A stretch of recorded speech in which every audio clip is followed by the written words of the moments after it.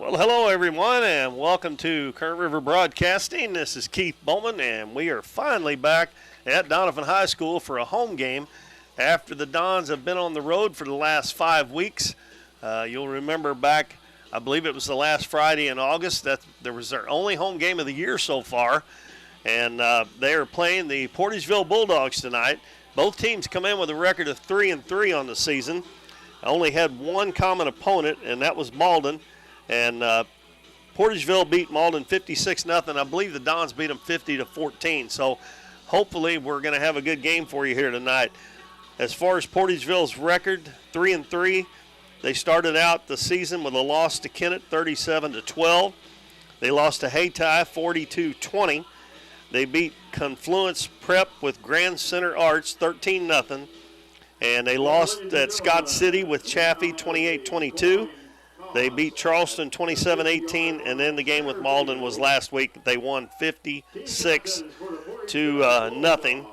And let me get the Dons schedule pulled up here real quick.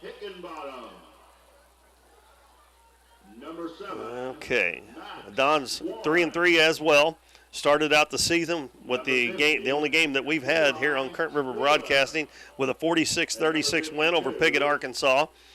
They lost at Saxony Lutheran 35-7, and I will say, I don't know if any of you got to watch that game.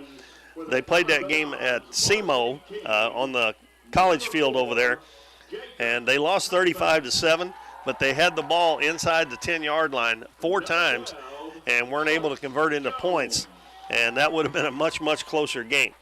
Then they went to over to Benton, and they played the Kelly Hawks. They lost 14-0. Then the Malden game, they won 50-14.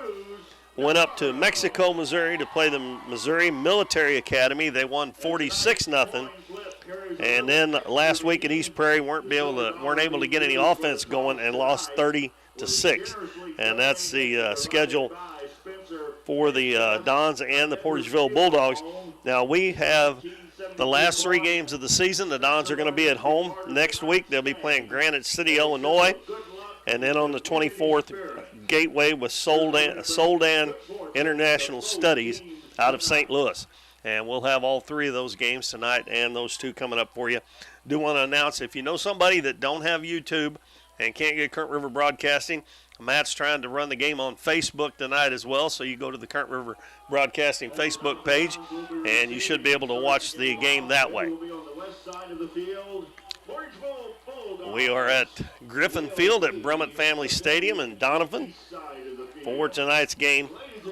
And we've had the coin flip, and I was reading off there. Don't know who won the toss, but we'll see here in just a second as the Dons huddle around Coach Hampton.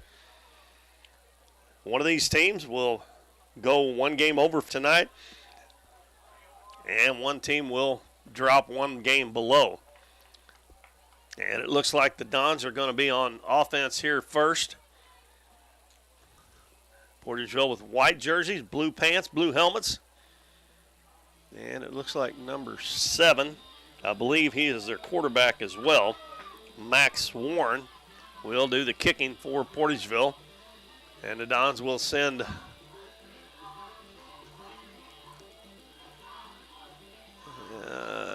Jacob Putman and also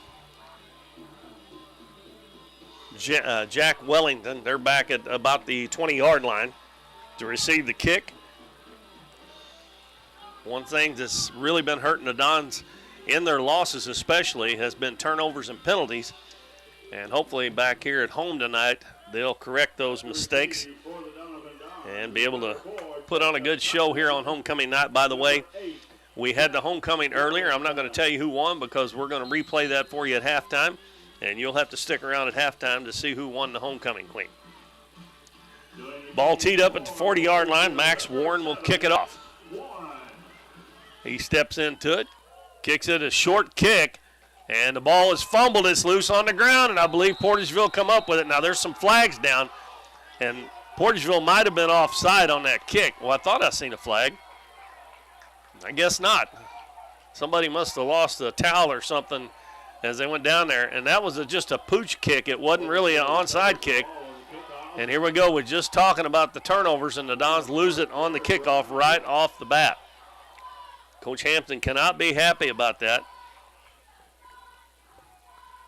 As Brody Limbaugh actually had it in his hands, but he couldn't hold on to it.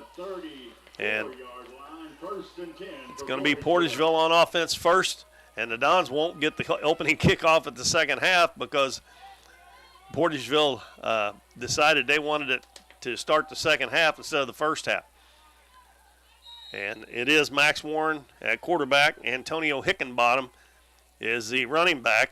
Pass out in the flat and breaking a couple of tackles, but a nice job there by the number 6 of the Dons, and that is Jaden Billings, to tackle him for about a yard loss. He made a move there and got around one tackler as Portageville throws it on the first down. And Matt was telling me earlier that Antonio Hickenbottom is actually just a little bit faster in the 40-yard dash than Jacob Putman, and Putman can fly.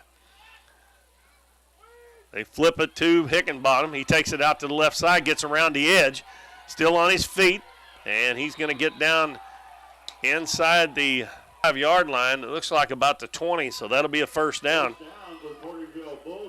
And he showed a little bit of that speed right there. It looks like they're going to mark it right at the 20, so it'll be 1st and 10. Somebody out there on that edge has got to stay out there and not let him get around the corner there.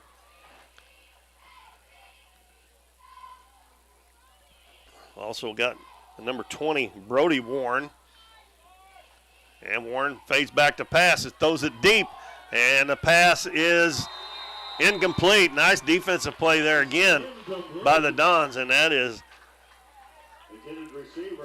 Jalen Young who knocked that away. The receiver actually had it in his hands, and it was knocked away from him at the last minute. The pass was intended for Parker Laws. So that'll bring up 2nd and 10 for the Bulldogs.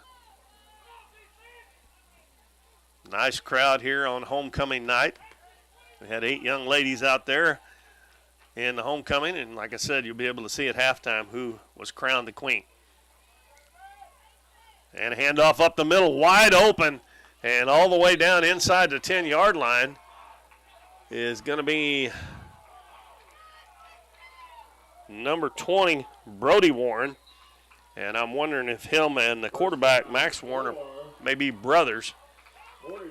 The quarterback's a senior and the running back is a junior. So now it's 1st and goal inside the 10-yard line. So Portageville took that fumble. They're taking it right down the field. Handoff up the middle again. And this time it's to Hickenbottom. He takes it up the middle inside the 5-yard line. It'll be 2nd and goal.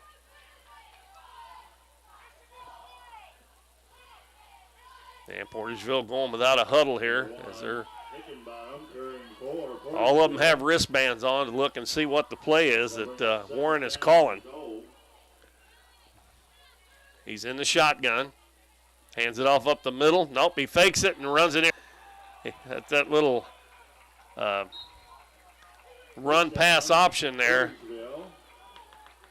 And Warren's able to run it in for a score and put Portageville up 6-0. So the turnover bites the Dons again. And we got Tanner Hopgood, number 10, trying the extra point. Ball down, kick is up, and it's good. It barely got over the crossbar, but that's all it's got to do. And the Dons, before they can even have an offensive play, are down 7-0 when they receive the opening kickoff.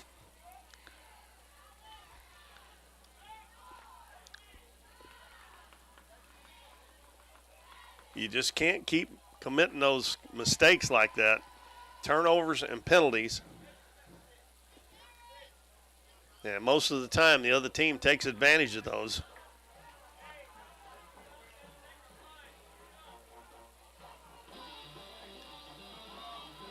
So we'll see what kind of kick that Warren kicks this time. The last one, he kicked it about 15 yards. It wasn't an onside kick.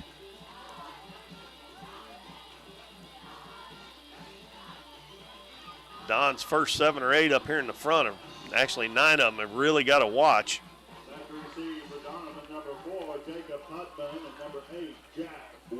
Yeah, Putman and Wellington are back at the 20-yard line, but the first time he didn't do that. Warren kicks this one, and he does it again, the same thing. And it's fielded at the 40, and breaking a couple of tackles is going to be number 7 for the Dons, and that is John Joyner. Gets it back up. Dons will have good field position as Joyner was able to secure that one. Number 7, John Joyner. He fielded it about the 41, 42-yard line. Now we got a flag way after the play was over. Way after it was over. And it was thrown by the umpire, the referee, I think. The white hat guy, he is the referee. And he's talking with the other officials. And it looks like it's going to be on the Dons. I have no idea what that was.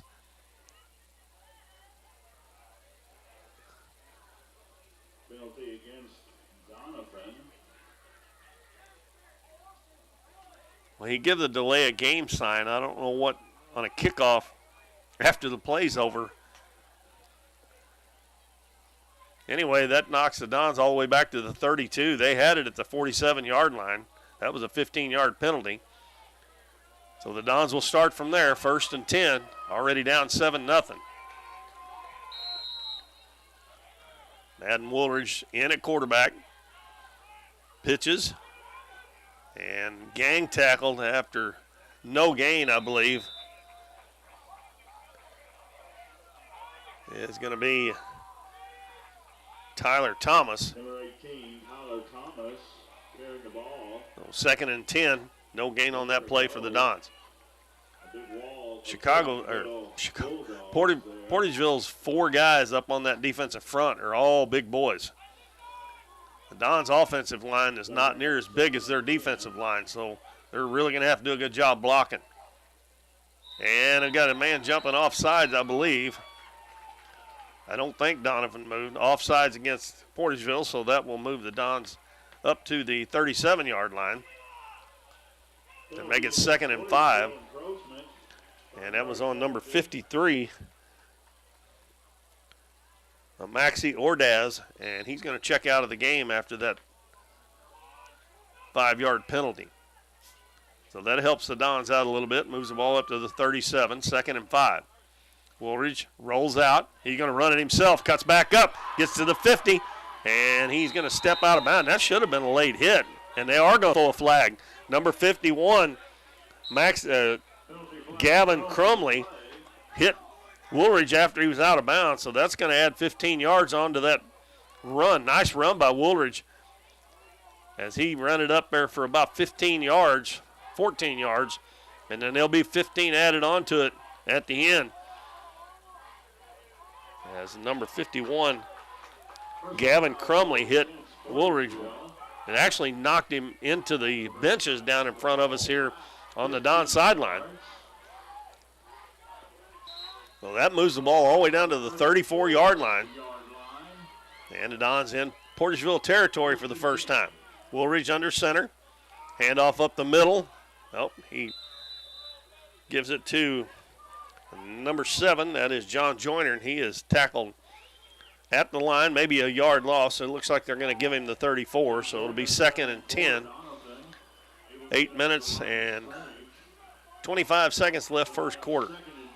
Portageville took a fumble by the Dons on the opening kickoff and took it in for a touchdown on their first possession. Dons trying to answer. Woolridge drops back to pass, throws it deep, and overshoots Putman. And it'll be 3rd and 10. And it looked like to me maybe that Portageville has watched the Dons on film because they had 2 guys on Putman. And he is, well, he's as good as any receiver around. I'm telling you that right now. And they had 2 guys all over him. So that means probably on the other side you got one-on-one. Of course, the Dons are going to look to get it to him. And now they got a 3rd and 10. Woolridge pitches it out to Thomas, and he's tackled for a loss.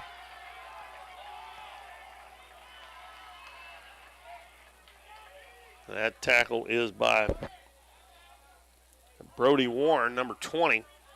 And now it's going to be 4th down and about 12 or 13. 4th down and 12. And they're in Portageville territory, so it looks like Coach Hampton's going to go for it. Would have been nice if you'd have picked up part of that yardage so you wouldn't have had to have so much here. And Portageville almost jumped offside again. Woolridge looking over to Coach Hampton for the play. And it's a quarterback draw, and he doesn't get but about back to the original line of scrimmage. And that'll turn the ball over to Portageville on downs.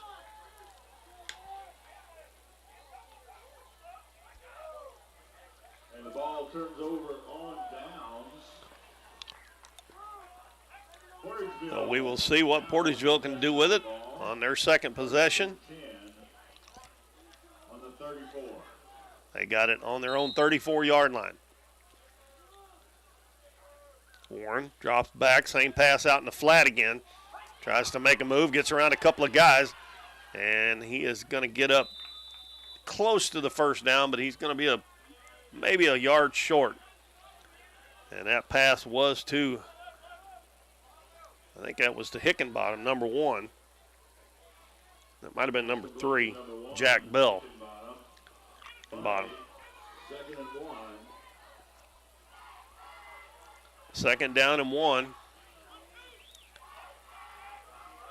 Don's going to have to start getting on him on defense here and quit giving him these short yardages. He drops back to pass. He's going to throw it down the middle.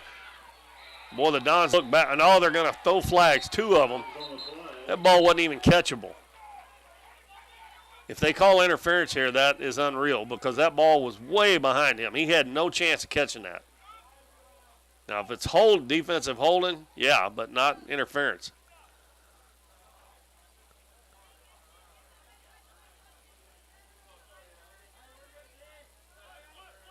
Now, that's what they're calling. That's unreal, folks.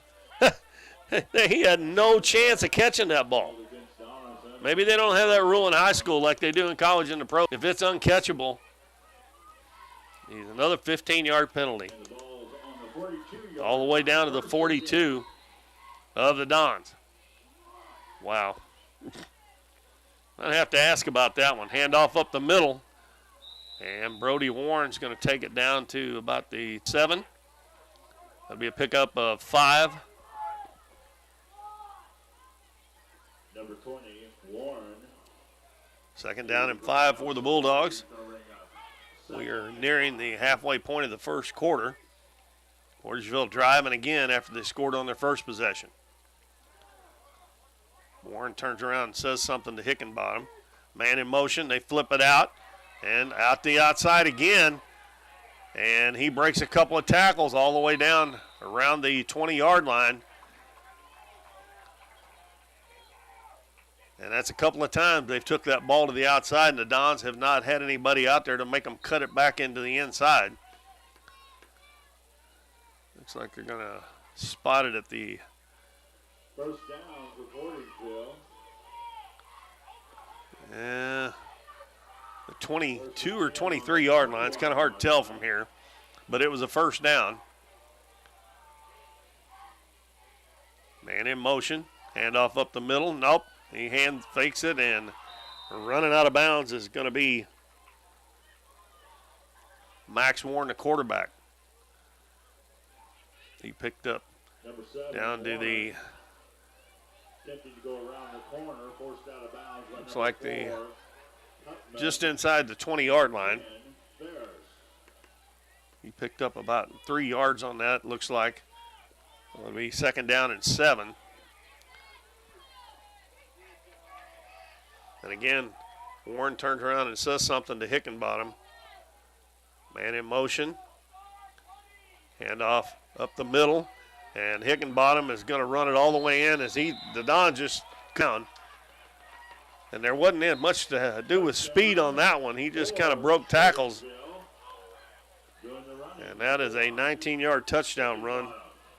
And the Dons in a big hole here early, just barely halfway through the first quarter. Number 10, Hopgood kicking, 7. Hopgood sets up to kick the extra point. High snap, ball loose. Hopgood is going to be tackled. And the extra point try, no good. The holder could not handle that little bit high snap, but it looked like it was catchable. So the Dons down 13-0. And we've only played about just under 7 minutes. Dons had it the last time. They moved it a little bit and had a penalty that aided their cause, but they, on first down, once they got down there inside the 40-yard line with that penalty, they had a couple of losses, and that put them in a bad spot to get the first down. So let's see what happens here. The head coach for the Portageville Bulldogs is, they have the head coach listed as Aaron Bidewell, and Aaron has been a basketball coach for most of his career. He coached at a couple of different places. He's the son of legendary coach Jim Bidewell. And coaches is Jordan Penn, and he recently was the coach at East Carter County basketball team for a few years. They've got like 6 or 7 coaches, the 2, 4, 6, 7 coaches listed. Of course, the Dons have close to that many as well. But this one he pooches again, and is caught by Wooldridge just inside the 35. He's still on his feet, cuts back into the middle of the field. Nice return out to the 45-yard line for Madden Wooldridge. Now, they're not even attempting to kick that ball deep. Maybe they don't want to kick it to Putman. I don't know. They were, like I said, on offense a while ago. They had 2 guys on him when he went down the field for that pass a while ago, so maybe they're just trying to keep it away from him. He is very explosive. But the Dons will start on their own 45-yard line again. Great field position to start with because of those short kicks. And the first kickoff of the game, they would have had great field position then too, but they fumbled the ball. Portageville was able to recover it. Madden with 2 backs behind him, flips it. And again, Portageville right there, no gain on the play. As Tyler Thomas gets right back to the line of scrimmage. And Thomas usually runs over people, but that big defensive line for Portageville is doing a great job. As they have Maxie Ordaz, number 53, number 52, Tavion Bogan. We'll get the other ones here in a minute. Putman goes outside, and he has 2 guys on him again. Pitch back. This time Thomas gets to the outside, and he runs right over and knocks number 8, James Shalley, about a couple of yards down the field. He gained about 6 yards on that play, so it's a manageable third down at 3rd and 4. But everywhere Jacob Putman goes, they've got 2 guys on him, so he is really going to have to put some moves on somebody to get open. James Shalley, number 8, and number 3, Jack Bell, both are following him everywhere he goes as he goes to the other side. Now number 9, Evan Windsor. Dons run it, and still up and getting a couple of yards will be, that was Alex Jones that time. And it's going to be 4th down. It's going to be 4th and just about 3. They only give him a yard on that play. Wooldridge comes over to talk to Coach Hampton to get the play here as they'll go for it on 4th down again. You don't want, after already scoring 2 touchdowns in 2 possessions, this close to midfield. And the Dons are going to try to run it, and they're going backwards. And Wooldridge doing a good job there, staying on his feet, but they lose about 5 yards on that play. And Portageville's actually going to, on their end of the, Don's end of the field here, just inside the 50-yard line at the 49. So the Dons have had a fumble and 2 turnovers on downs. And Portageville still with 2:47 to go in the first quarter, leading 13-0, have it in Don's territory already again. 10 on the 49.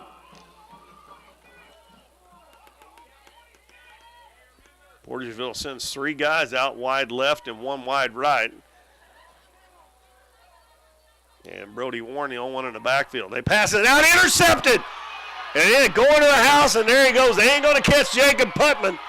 He read that one, stepped in, and took it about 50 yards for a touchdown. That was behind the line of scrimmage. They've run that. It was the 3rd time. And they couldn't fool Putman that time. And that gets the Dons on the board, and that is a very, very big lift and a great play by Jacob Putman to make the score 13-6. I'll give him about a 50-yard return for a touchdown on an interception. It almost looked like the pass was intended for him. Alex Jones to attempt the extra point. Kick is up, and it is good. And that brings the Dons back within 6 points, 13-7, with 2:38 to go first quarter. We're going to take a break. We'll be back after this 30-second timeout on Current River Broadcasting. Davis True Value is proud to sponsor the Dons and Donettes for another exciting ball season. Just like the Dons and Donettes, Davis True Value knows hard work wins the game. They are your selection, service, and savings destination hardware store, serving the area with paint, plumbing, electrical, lawn and garden, and housewares.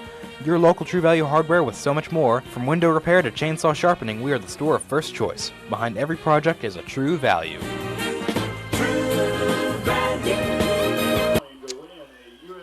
Folks, that maybe will hopefully turn the momentum over to the Dons, because Portageville had already scored 2 touchdowns and they had the ball inside Don's territory.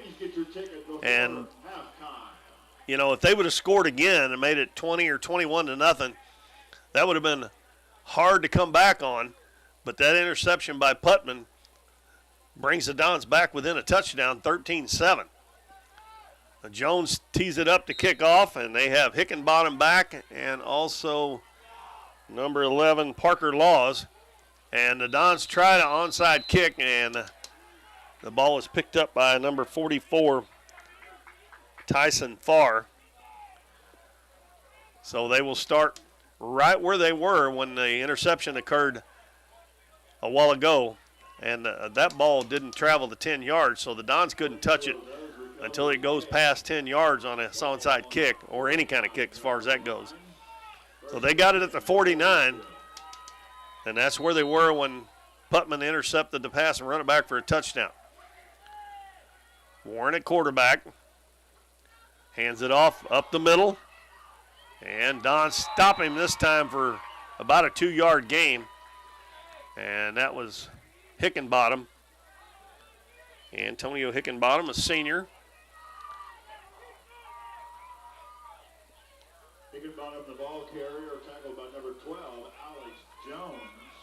It'll be second down. Actually, they only gave him a gain of 1, so it's second down and 9. Clock running with 2:05 left first quarter. Warren, handoff up the middle to Brody Warren, and he's going to get it down to the 43. That'll put him about 4 yards short of a first down. And it'll be third down. Dons need to stiffen up here and make them have to go for it on fourth down. Be nice if they could get a tackle for a loss here, but there hadn't been any of those for the Dons so far.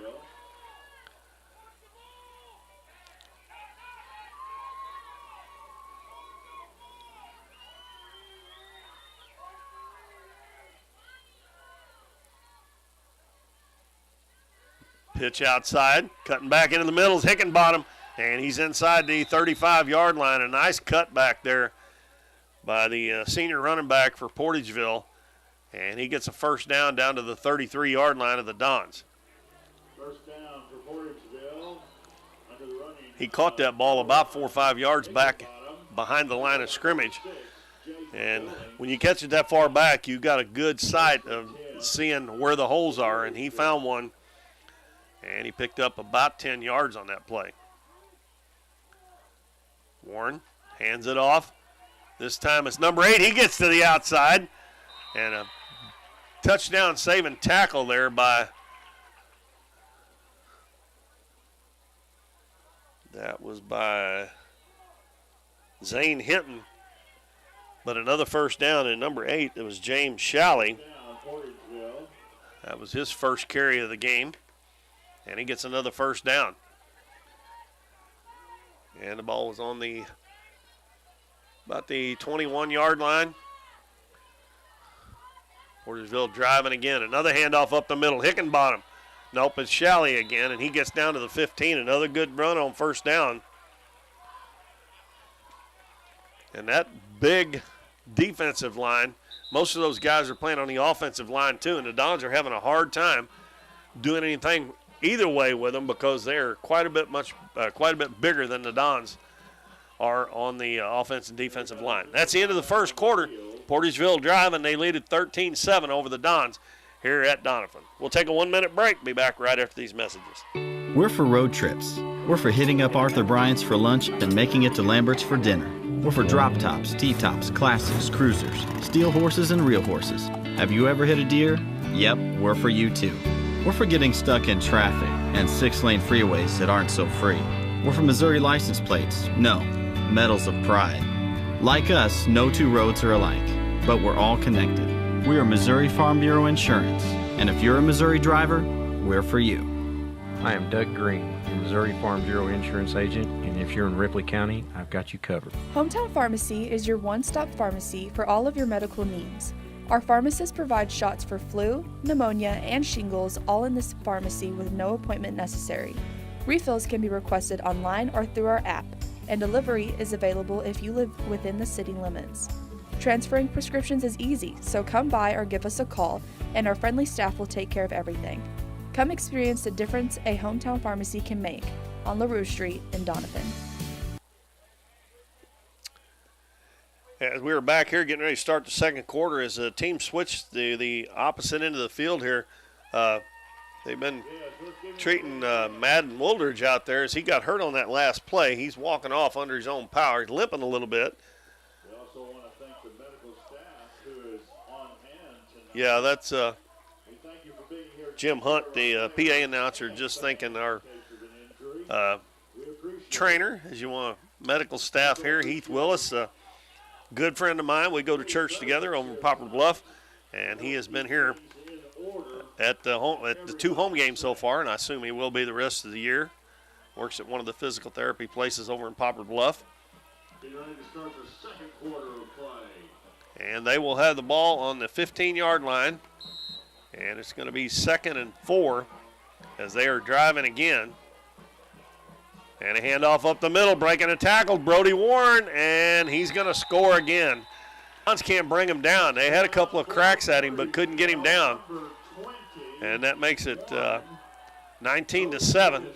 We'll see if they go for 2 here or if they try to kick the extra point. They've made one and missed one so far. And it looks like they may go for 2, trying to get that back up to a 2 full touchdown and extra point lead here. Their offense is staying on the field. So 7 seconds into the second quarter, Portageville scores again. And we'll see what they run from the 3-yard line. A bad snap, and Warren's not going to make it. Good job there by, that was Extra point, no good. That was Tackle made by number 8, Brody Limbaugh. Limbaugh. So the score stays 19-7. So sometimes those missed extra points and failed 2-point conversions can really hurt you. My favorite NFL team, the Los Angeles Rams, can attest to that. Both losses has been because of their field goal and extra point team has blew it a couple of times. They should be 5-0. Ticket prices are $5 each. They lost one of those games in overtime, and they missed an extra point, and they would have won by 1 in regulation. Prize a USDA process cog, and it's for a great cause to help the Badger. Really a nice crowd here tonight for homecoming. It's a nice, cool evening. And we're getting that time of the year, but those last 2 home games, you never know. I know next week it's supposed to warm back up a little bit, but that last week, you never know. It might be down in the 40s and 50s when we're out here playing. You never know. And then again, it might be in the 80s. So Max Warren's going to kick it off again, and he has not kicked it deep yet. And all of the Dons players are up closer now. And he's going to kick it deep this time. It's going to go over their head. Don's got to pick that up if it don't go in the end zone. And picking it up and being tackled inside the 15-yard line. I'm not sure that was a smart thing to do. And Putman wasn't out there that time. Number 8, Jeff Wellington, forced to pick up the ball deep in Doniphan territory. And yeah, he's out there. But he wasn't out there on the kickoff return. And I think Coach Hampton probably was trying to bait him into kicking it deep, but the 2 back men were up at about the 25-yard line, and they kicked it over their head and they had to go back and pick it up. Now the Dons start deep in their own territory. Long way to go. They need to get one of those passes connected to Putman, though. But he has been double-teamed everywhere he goes. And number 3, Jack Bell, is following him all over the field. And also number 8, James Shalley. Don Shift. And taking off with the ball is the quarterback. And again, nowhere to go. And that's going to be another loss. That back to the 11-yard line. So that's going to be a loss of about 2 or 3. And bring up 2nd down and 12. And they are just not able to run the ball against that big defensive line. And on the other side, the big offensive line, they are moving the Dons players out of the way. Number 66, Terrence Boyd, is one of those guys. And number 50, Eli Wheeler. I think I mentioned the other 2 earlier. Don's got to figure something out here. Dropping back to pass and throwing deep. And Putman is going to make the catch. He had 2 guys on him, but he caught it anyway. And I tell you what, you see that so much. The ball is underthrown a little bit, and the defensive backs kind of just run by you, or they don't turn around and look and see the ball, and the receiver's got it. And Putman has got a knack for catching that ball, even when he's covered up. That was a big play, going from the 11 out to the 45, so that was about a 34-yard gain on a 2nd and 12. 10:50 to go, first half. Alex Jones in at quarterback, flips it back to Thomas. This time he cuts to the outside, back into the middle, and a good gain down to about the 49-yard line. So that'd be a pickup of 6, so that's a good gain on first down for the Dons. Tyler Thomas found a little bit of running room that time. Dons are now in Portageville territory. Ball on the 48-yard line. 2nd and 4 for Doniphan.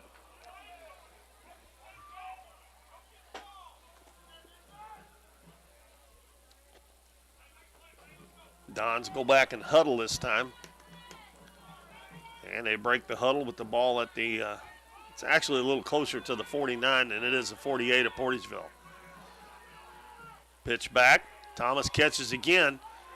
And he's trying to bull his way for a first down. He's going to get down to, well, it looks like they're going to mark him at the 42, but he looked like he was a little farther down the field than that. So it's going to be 3rd down and 2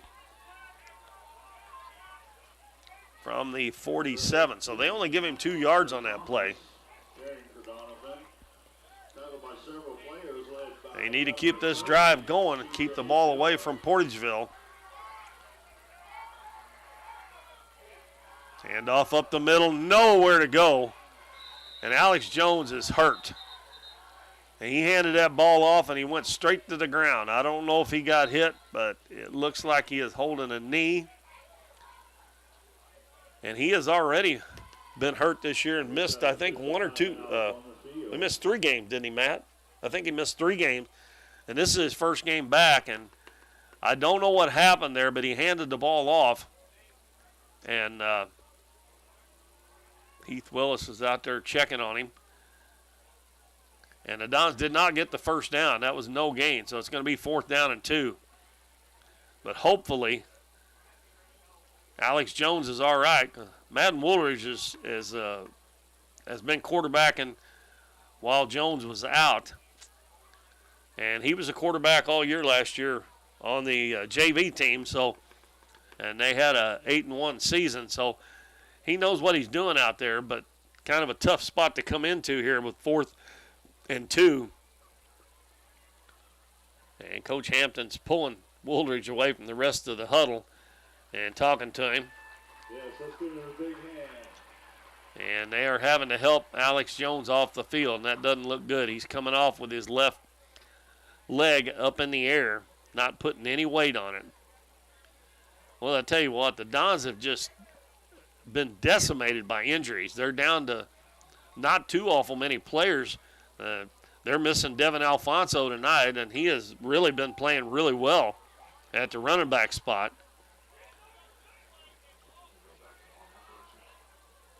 And they bring him over to the bench, and he definitely putting no weight on that leg. So the Dons going for it again on 4th down. Need to get a first down here. Don't want to give the ball back to Portageville up near midfield. Woolridge under center. Portageville threatening the blitz here. They've got a lot of guys up around that line of scrimmage.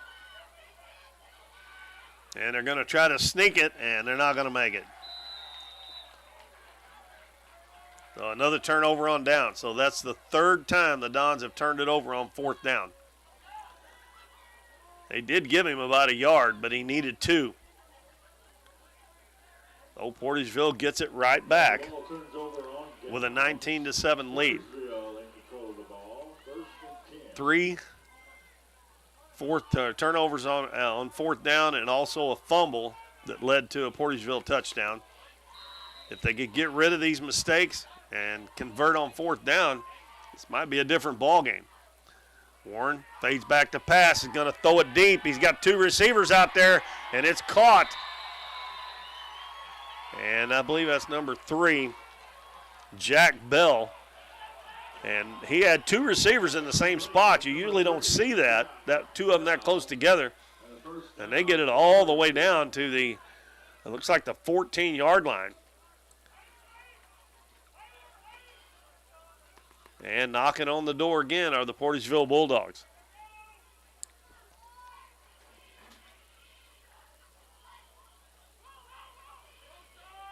Man in motion. They hand it off up the middle to Hickenbottom. And he's going to get down close to the 10-yard line. Looks like they're going to mark him on the 10. Well, even when they do a pretty good job of stopping him, he still looks like he got about 3 or 4 yards.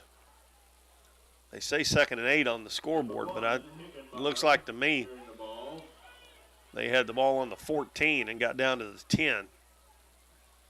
Now they change it to 2nd and 7.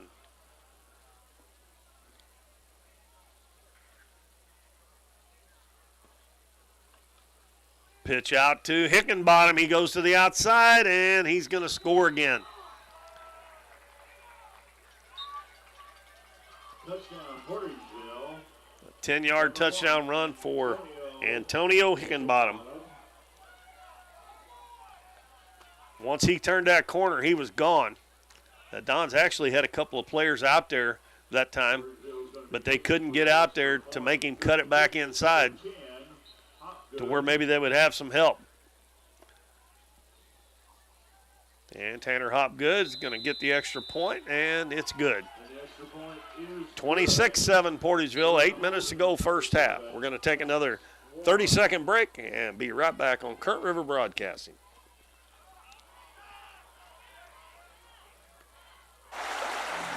Through the years, it's taken all of us to make our community great. We're proud that Chevrolet has been an important part of America's history for many generations.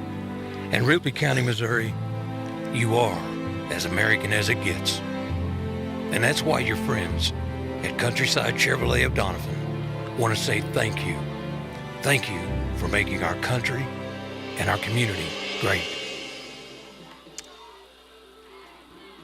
Keith Bowman back at Griffin Field at Brummett Family Stadium, and the Dons have dug themselves a hole.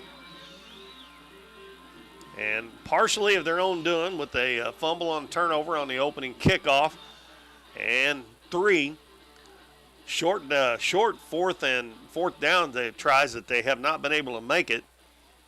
But they have only had a run play or 2 that have netted any yardage because Portageville's defensive line is just pushing the Dons' offensive line back into the backfield. And they're going to kick it a little deeper this time. And it's fielded and dropped. Oh, he didn't drop it all the way, but he bobbled it. And it's going to be Don's ball at the 34-yard line. I'm not sure who that was. I thought it was Putman, but Hopgood, the guy that's been kicking their extra points, made the tackle there.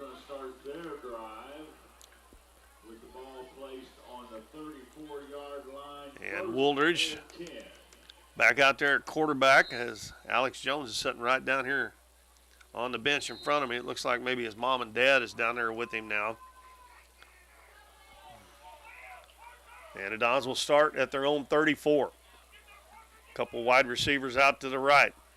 And pass, that's a lateral. It's going to be backwards. Kick it out of bounds or take up and run with it. Now, good play there by Putman. That pass got away from Woolridge and it sailed over his head, and it was a backward pass. So that was a live ball. Putman was able to pick it up, and that was a 4-yard loss. It could have been a lot worse than that. Matter of fact, Portageville would have got to it first. It would have been their ball. Number 12, Babb, and number 4, Vaughn. So, behind the sticks already. 2nd and 14. Handoff is going to be pitched out, and another loss. That was Tyler Thomas, but he is tackled for another yard loss, and 3rd and 15 for the Dons. Going the wrong direction.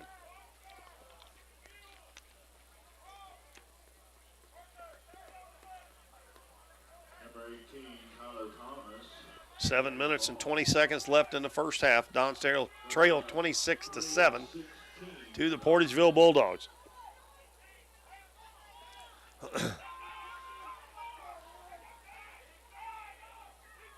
Jaden Billings and Jacob Putman out wide right, and they're going to throw it again, and that one is almost intercepted. And that time a good play by Jack Bell to knock that one down, almost intercepted it.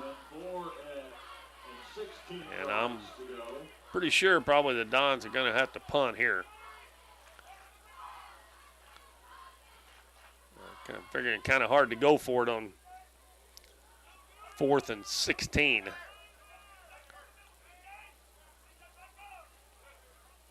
And let's see who's going to punt for the Dons. Looks like it's going to be Jacob Putman. Yeah, we got Alex Jones down here running up and down the sideline. High snap, kick down, ball bounces, and it takes a Dons bounce. Portageville's going to let it go, and it's going to roll dead at about the 33-yard line. So pretty good punt there. The Dons actually got a good bounce. A lot of times when that ball's not kicked high in the air, the deep man will let it bounce, and that time it bounced in favor of the Don. But still good field position for Portageville as they'll start at their 30. 7 minutes and 1 second to go in the first half. Max Warren's got Hickenbottom and Brody Warren in the backfield. And there Gary goes. And Warren's going to take it himself inside the 40.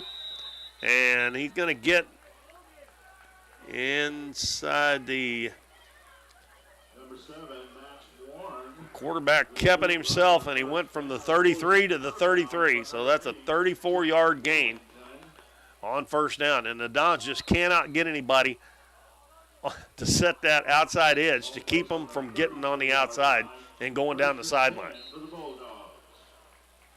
I don't know whose job that is, but usually whoever the cornerback is out there has got to stop that. Warren hands it off up the middle and breaking tackles and getting down, still on his feet, getting down to the 20 is going to be Hickenbottom again, and they are just running right through tackles of the Dons. Part of it's poor tackling, and part of it is just the strength of Hickenbottom and the speed. They're going to mark him down at the 19-yard line. And Portageville again right down there in scoring position inside the red zone. Already up 26-7.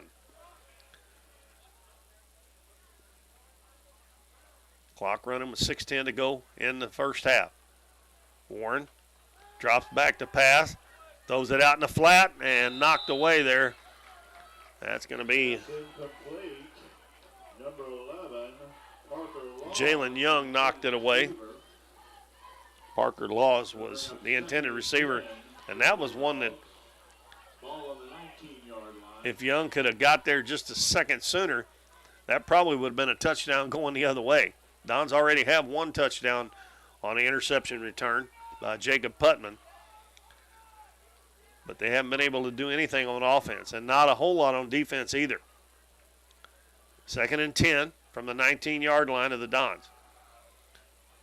Warren hands it off and inside the 15, but we got a flag coming in from the referee, and that's usually offensive holding. He does get down inside the 15, but we'll see what the flag is. But normally if he throws it, that's offensive holding. And it looks like they are coming back this way. And it is holding against Portageville. And that will bring them back to the 28-yard line. Actually, that should be the 29, but if the ball was on the 19, it should have been. But anyway, they're going to call it 2nd and 20.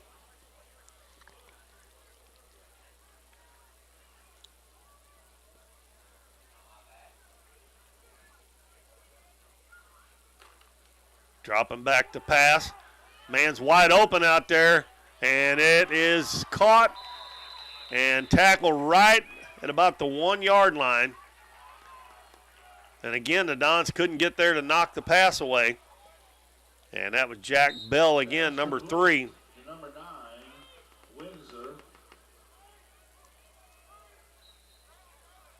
And it's 1st and goal at the 1 or 2 yard line. Looks like maybe the 2. Dons in danger of falling down here by another touchdown. Portageville has had no problem moving the ball. Handoff up the middle and into the end zone is going to be number 11, Parker Laws, for another touchdown for the Bulldogs.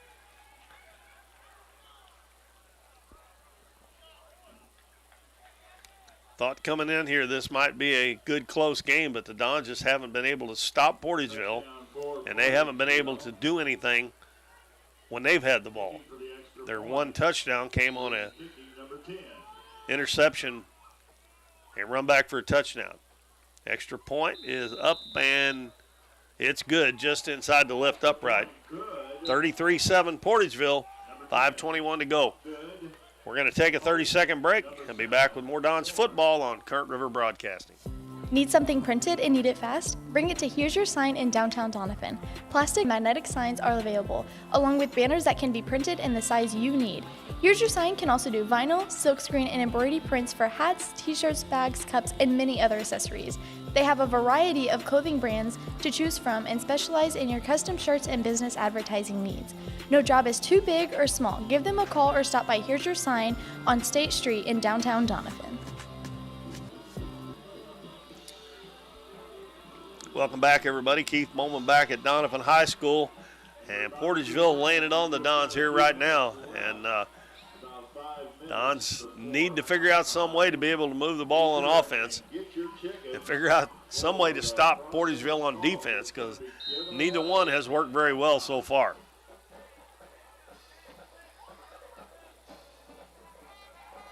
Max Warren will kick it off again. Little pooch kick. And it's fielded at the out to the 50 into Portageville territory. And gang tackled at about the 38-yard line. Nice return. That was Jack Wellington. He fielded that ball inside the 30 and brought it all the way back to the 38 of Portageville. So great field position for the Dons. Now we will see if they can do anything with it. What's really been killing them is they haven't been able to gain any yards on first down and has left them in second and long and third and long too many times. Portageville territory.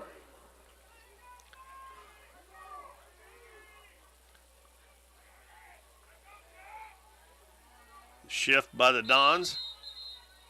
And you got a timeout called by Doniphan. With 5:11 to go in the first half. 33-7 is our score, Portageville. I was trying to see. Yeah. Ladies and gentlemen, there will be halftime entertainment besides the raffle drawing. Our DHS marching band. I was trying to see if Alex Jones is back out there. I don't see him on the sideline, and he was running up and down the sideline a while ago. He come off earlier with the looked like maybe a pretty serious left knee injury. Yeah, he's out there, and I don't know. Wooldridge is still playing quarterback, and Jones is lining up as a running back right now. Hang loose at halftime. Don't be in a hurry. 1st and 10 at the Portageville 38-yard line. Go to the concession stand even though we want you to. I remind everybody at halftime, you can watch the homecoming ceremonies here on Current River Broadcasting. Wooldridge fakes one way, takes it the other way, and tackle for a loss of about a yard. 2 yards, excuse me. Tackle him at the 40. They just cannot move those big defensive linemen of Portageville and get any space or open up any holes for the running game. And now, Wooldridge is coming on. It's coming off limping. And the Dons just keep going down to injuries. That's going to bring up 2nd and 13 for Doniphan. Luckily, so far, Madden Wooldridge and Alex Jones have been able to come back in, but the way they came off the field, you would wondering whether they were going to be able to come back in. Now Jones lines up at quarterback this time. He's going to run it. And not much there either. Original line of scrimmage, so that'll bring up a 3rd and 10. Number 12, Alex Jones carrying for Doniphan.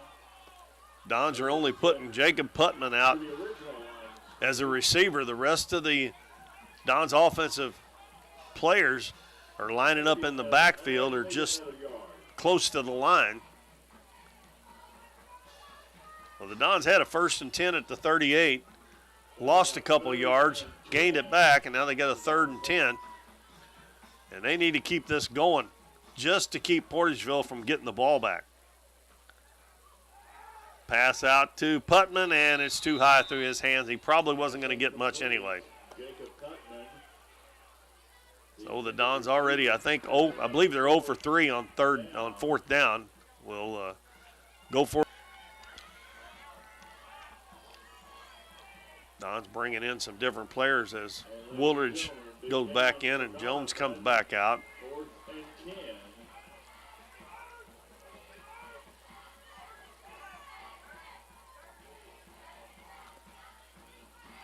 That pass was incomplete, though that stopped the clock with 3:34 to go. Now the Dons will send 3 guys out wide right this time. Got to get 10 yards.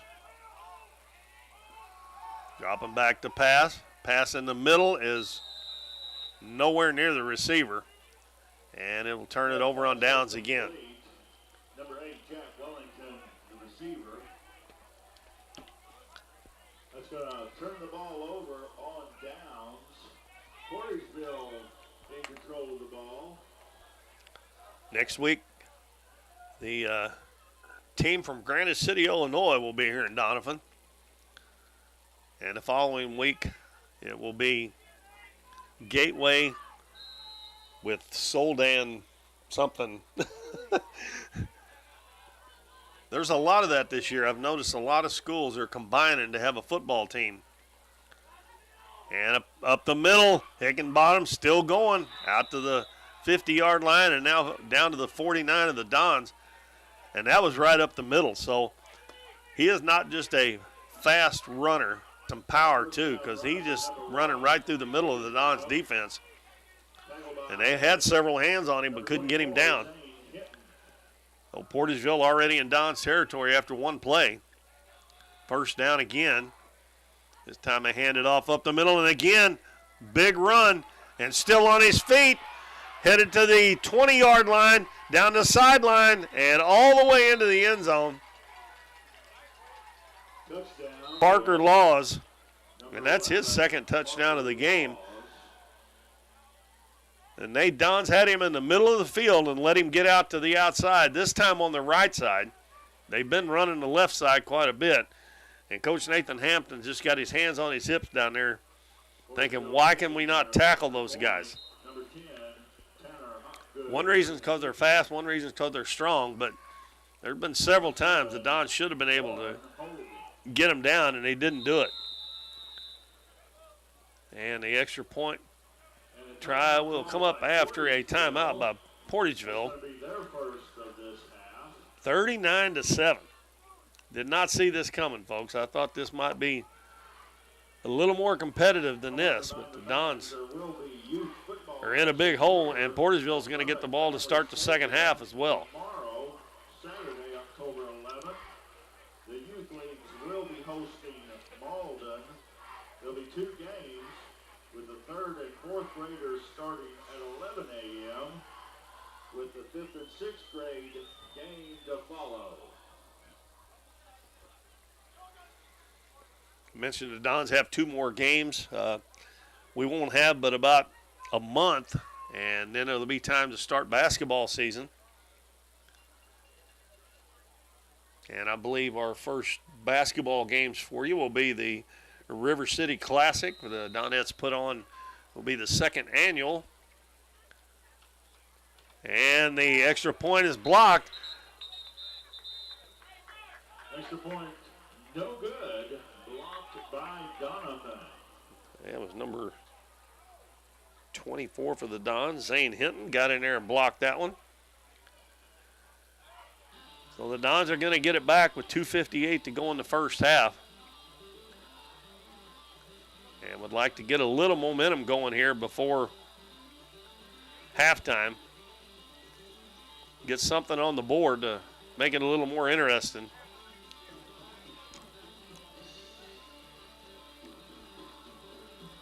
The easiest thing in the world for the Dons has not been Portageville's kickoffs to them. They've kicked those little short pooch kicks, and the very first kickoff of the game, the Dons fumbled it. Portageville got it and went down and scored, and it's been all downhill since then. Now, they haven't fumbled any of the kickoffs since then. The last one was bobbled, but it was picked up before it hit the ground by the Dons.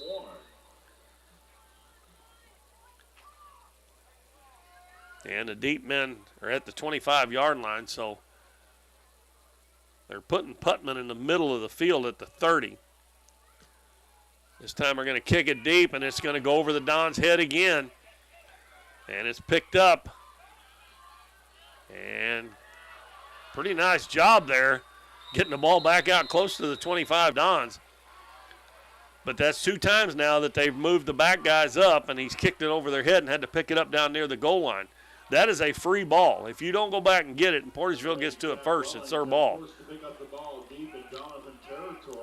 But he did bring it back out to the 30-yard line. I mean, the 23-yard line. And I think that was Jack Wellington who picked that up and run it back out. So he did a pretty good job of getting it back out as far as he did. Ball on the 24-yard line, 1st and 10.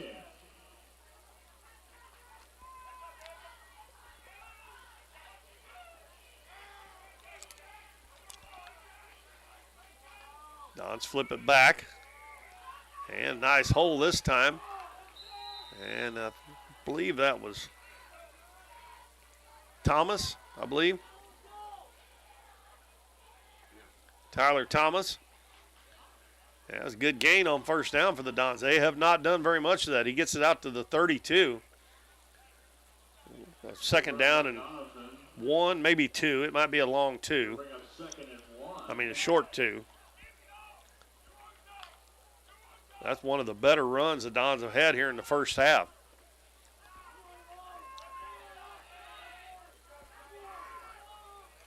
Flip back again, same play. And this time, another loss. Yardage on that one.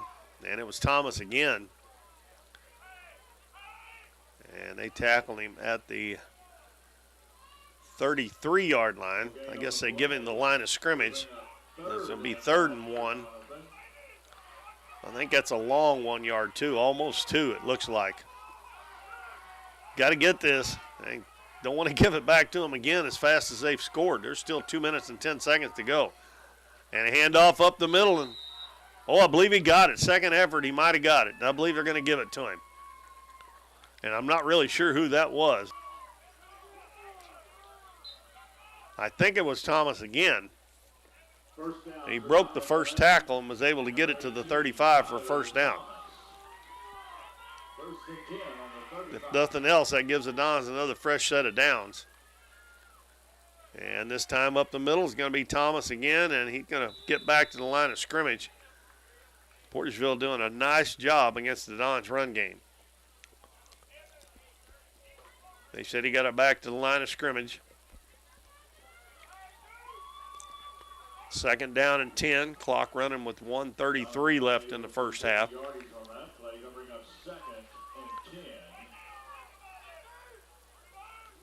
Putman out wide to the left side. He's going to get the pass. Gets around one man. And then he's going to be hit. And it looks like they're just going to give him the line of scrimmage again.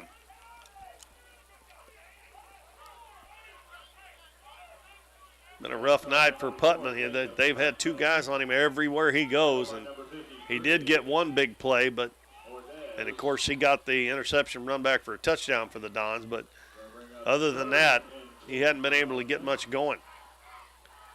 And that's one of the reasons the Dons are down 39-7 right now. They break to the line of scrimmage with 40 seconds to go in the first half. Goes it down the middle, wide open. Oh, the pass is just a little bit too far. And that was Brody Limbaugh, and he got hit after the pass went by, and he's down now.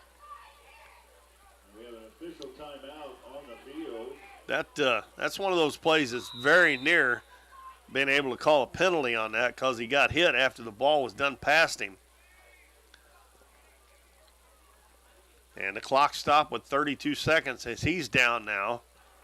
That's about the 4th time one of the Dons players have been down tonight. So far, every one of them has come back into the game. He got hit pretty hard there, and I'm not kidding. That was very close to being able to call a penalty on that.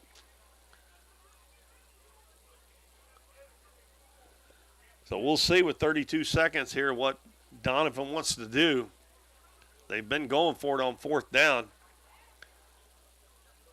But if you don't get it, they're still going to have a few seconds here, and they've been able to pass the ball. Limbaugh gets up and comes off the field under his own power. He got hit hard.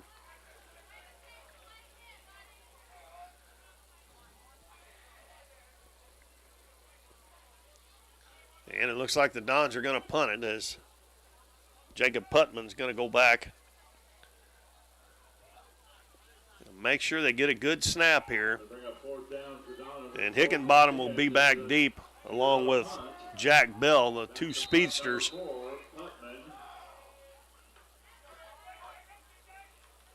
Good snap. Kick is good. Ball's bounced. Picked up by Hickenbottom. Gets out to the 40. Breaks through the line, and they're going to tackle him right before the 50-yard line. And we're going to have a dumb penalty on the Dons right here, as a couple players got tangled up. Number 1, Hickenbottom. Actually, I Ball up. think the penalty's on number 75 for the Dons. I don't have a number 75 on my list. They kind of got into it there. Was thrown on the play. Oh, they're going to call it on Portageville. So I must have seen the second part of it. That's usually the second guy's the one that gets caught, but that'll move them back 15 yards. And with 25 seconds to go, we'll see if they want to try to throw it down the field or not. That's going to move the ball all the way back to the 35-yard line. They had it at midfield.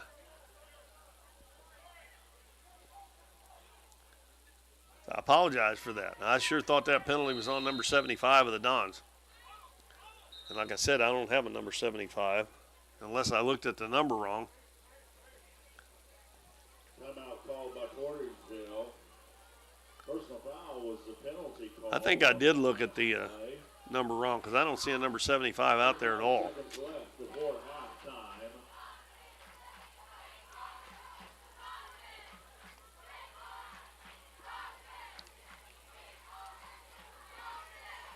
Timeout called by Portageville with 25 seconds to go. So they may be going to try to throw the ball down the field because their guys are definitely capable of breaking tackles if they get something down the field. And they're already up 39-7. So the Dons need to not fall asleep on defense here, thinking that they're going to try to run the clock out with 25 seconds to go. Because I'm pretty sure him calling a timeout, they're probably going to throw the ball down the field. Or maybe throw a screen pass and try to get Hickenbottom. Got to watch number 3, Jack Bell. He's already caught a couple of long passes, and he's on this side next to us here. And Max Warren has shown that he can throw the football too.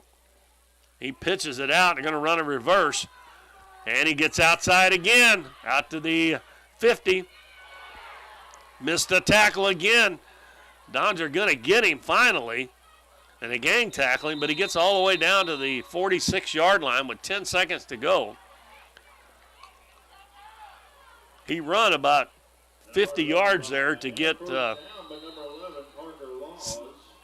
18 yards. And they call a timeout because the clock stops for them to move the change, but as soon as they move the chains, with the ball being in play, didn't go out of bounds, the clock would start, so Portageville calls the timeout. And the Dons are not out of the woods yet here in this second quarter. Already down big. You don't want to give them any more points. We want to remind everybody, stick around at halftime. You can watch the homecoming festivities that were taped earlier. And like I said earlier, I'm not giving away who won the Queen. You'll just have to watch for yourself to see who wins.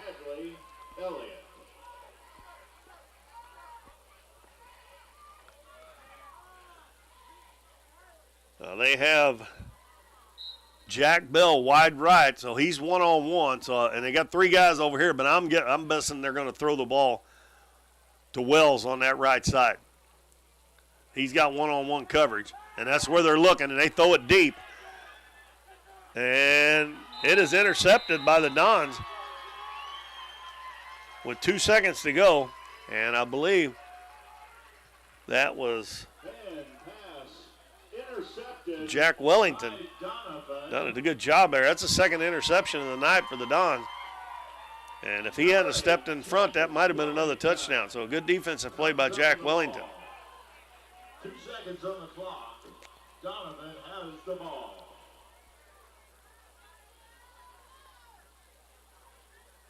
Ball's just inside the 10-yard line. You wouldn't think that the Dons would try anything crazy here because try to throw it. They're awful close to their goal line here. And got an interception. That just add insult to injury here.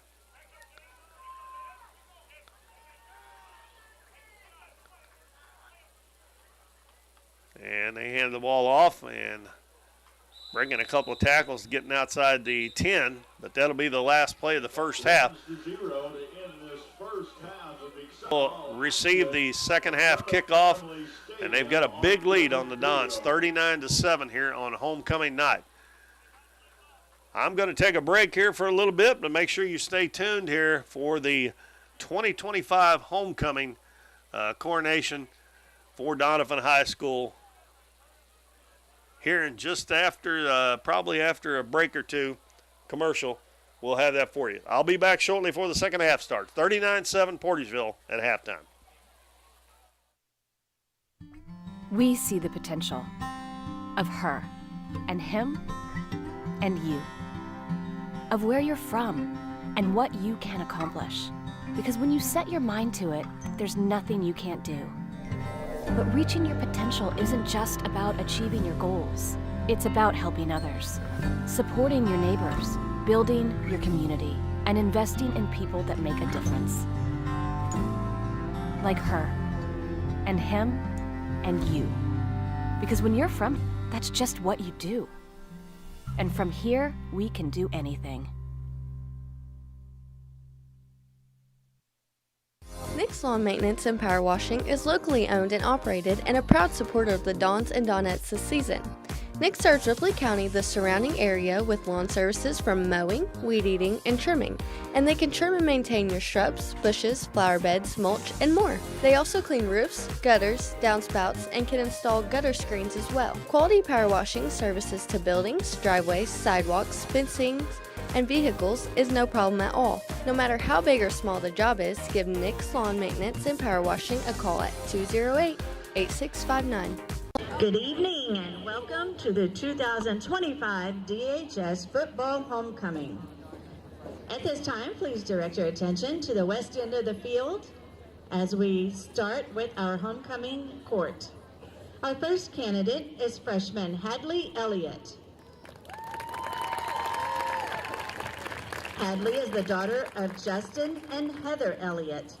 She is enjoying high school so far and looking forward to 4 wonderful years at DHS. Hadley's hobbies and interests are art, film, reading, and learning new things. So far in her high school career, she has joined FFA and Beta Club. Hadley says she really enjoys performing in her drama classes and hopes to continue honing her skills throughout high school. After graduation, she plans to attend college and major in ag education and become an ag teacher. This evening, Hadley is being escorted by her dad, Justin Elliott. Ladies and gentlemen, freshman Hadley Elliott.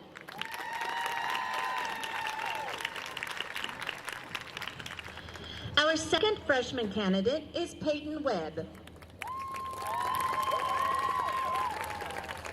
Peyton is the daughter of Melissa Webb. Peyton is excited to attend high school and all that it entails. In her free time, she plays travel softball and enjoys baking.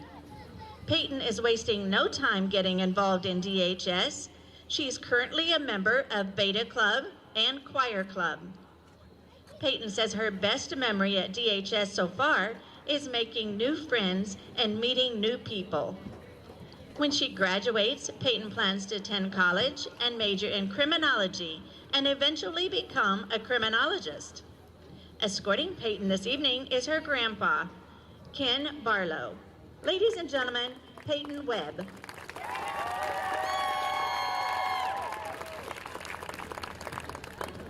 Our first sophomore candidate is Jalen Mila. Jalen is the daughter of Sean and Jessica Mila. Jalen tells us her hobbies and interests include hanging around with friends, riding her horse, styling hair, and going on night drives with her dad. Jalen is a member of Beta Club and Pep Club and looks forward to continuing her involvement in both. I asked Jalen to share her favorite memory at DHS, and she says it was her drama class her freshman year. After she graduates, Jalen plans to go to cosmetology school, get married, and open her own salon. Escorting Jalen tonight is her dad, Sean Mila. Ladies and gentlemen, Jalen Mila.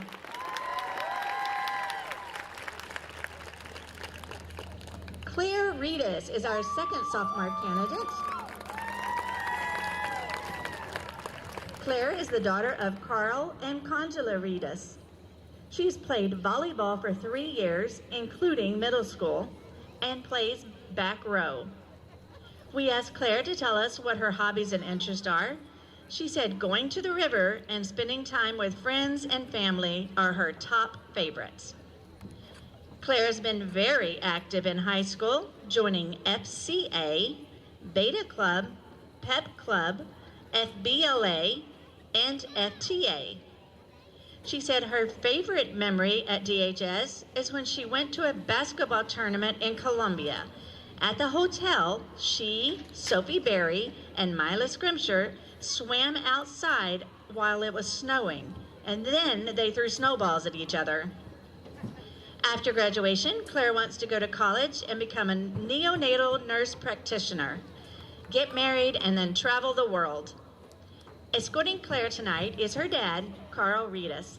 Ladies and gentlemen, Claire Reedus.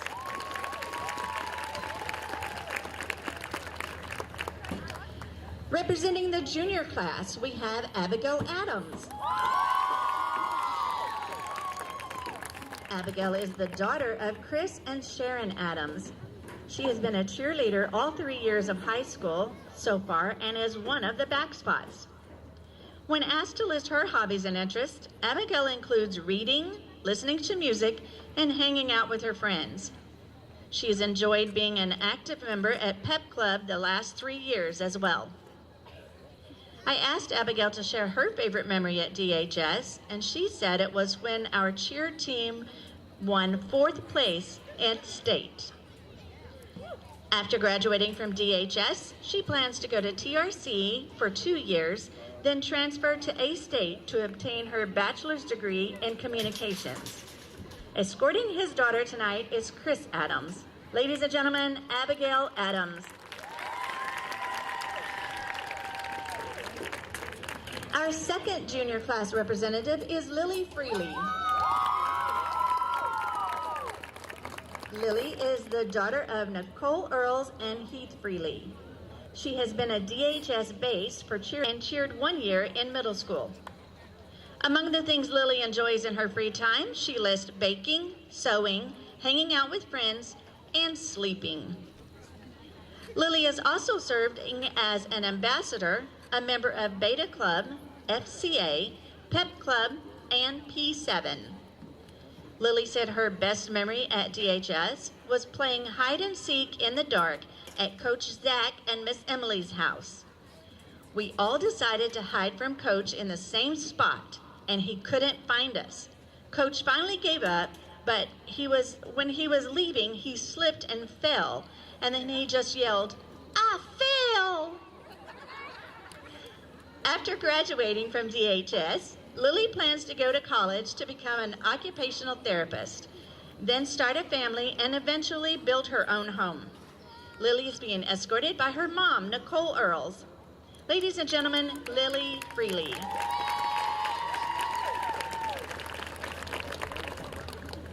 Representing our senior class, we have Emily Johansson. Emily is the daughter of Philip and Stephanie Johansson. She's been a DHS cheerleader for 2 years and serves as a back spot on the squad. Emily's hobbies include cheer, horseback riding, playing with her parrot, hanging out with her boyfriend and 2 little cousins. She's also involved in FCCLA and Pep Club. When asked about her favorite DHS, Emily said it was when Coach Zach finally put me on the cheer team. He needed me. Emily plans to cheer at TRC while taking her occupational therapy program. She then plans to further her education and become an occupational therapist. Escorting Emily this evening is her dad, Philip Johansson. Ladies and gentlemen, Emily Johansson. Our final candidate this evening is Emma Robinette. Emma is the daughter of Grady and Tammy Robinette. She's cheered for games and competitively for 4 years and serves as captain of the squad. In her free time, Emma enjoys driving around with friends, going to concerts, and spending time with family. Emma has been very active in high school as a member of Pep Club, Beta Club, Student Council, Skills USA, and a DHS ambassador. We asked Emma to share her favorite memory, and she said it was when Mr. LeBron brought out the training swords in class during an intruder drill, just to prove that we would all be okay. Emma's future plans are to attend college at Mizzou to become a clinical therapist. Escorting Emma this evening is her dad, Grady Robinette. Ladies and gentlemen, Emma Robinette. Our flower girl and crown bearer are up next. Miss Ellie Brown is honoring us as our homecoming flower girl. Ellie is the 4-year-old daughter of Josh and Larissa Brown. She's currently in pre-K at Doniphan R1. Ellie has 2 older sisters, Jaylee and Emma. When Ellie isn't working hard in school, she loves to watch TV and play with her big sisters. When she grows up, Ellie wants to do makeup, hair, and fashion. Our crown bearer is Everett Allen Cates, the 3-year-old son of Randy and Michaela Cates. He has 1 big sister, Adelie, and 1 little sister, Pearson. Everett goes to his babysitter's Memorande, but can't wait to start pre-K next year. He has 2 huge white cats, Snowball and Olaf, and several chickens. We asked Everett what his sports and hobbies were. He said he loves to play with his monster trucks, play Minecraft with his daddy, drive his dump truck outside, go to Sunday school at church, and wrestle with anyone who's willing to take him on. He plays hard, and he loves harder. We asked what his future plans were, but he was too busy playing and enjoying life to slow down long enough to decide what he wants to do in the future. Ladies and gentlemen, Ellie Brown and Everett Cates.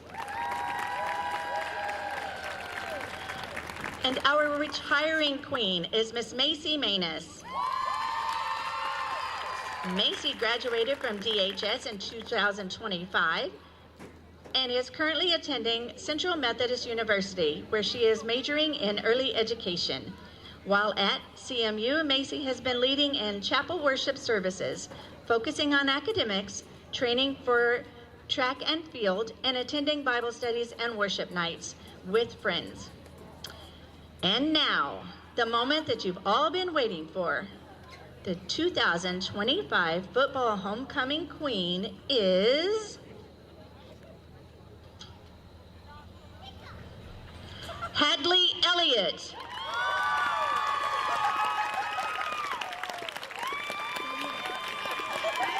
Hadley, go to the middle.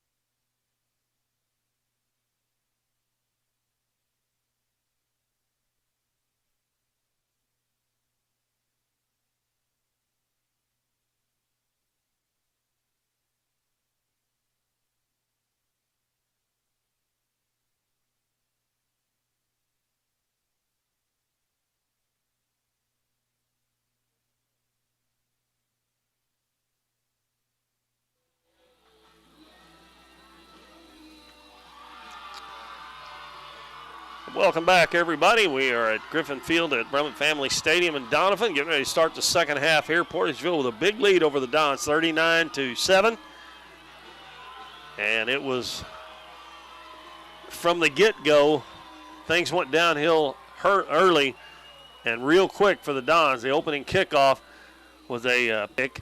The Dons fumbled it. Portageville got it and took it in for a touch. They didn't recover it and take it in for a touchdown, but they got the ball and drove the 30-something yards and got a touchdown. And ever since then, it's been all Portageville all the way. The Dons' only bright spot was an interception by Jacob Putman, returned for a touchdown for about 50 yards. That's the only score the Dons got on the board, and now they're kicking off to Portageville here to start the third quarter. And they have Hickenbottom back and also number 11, Parker Laws.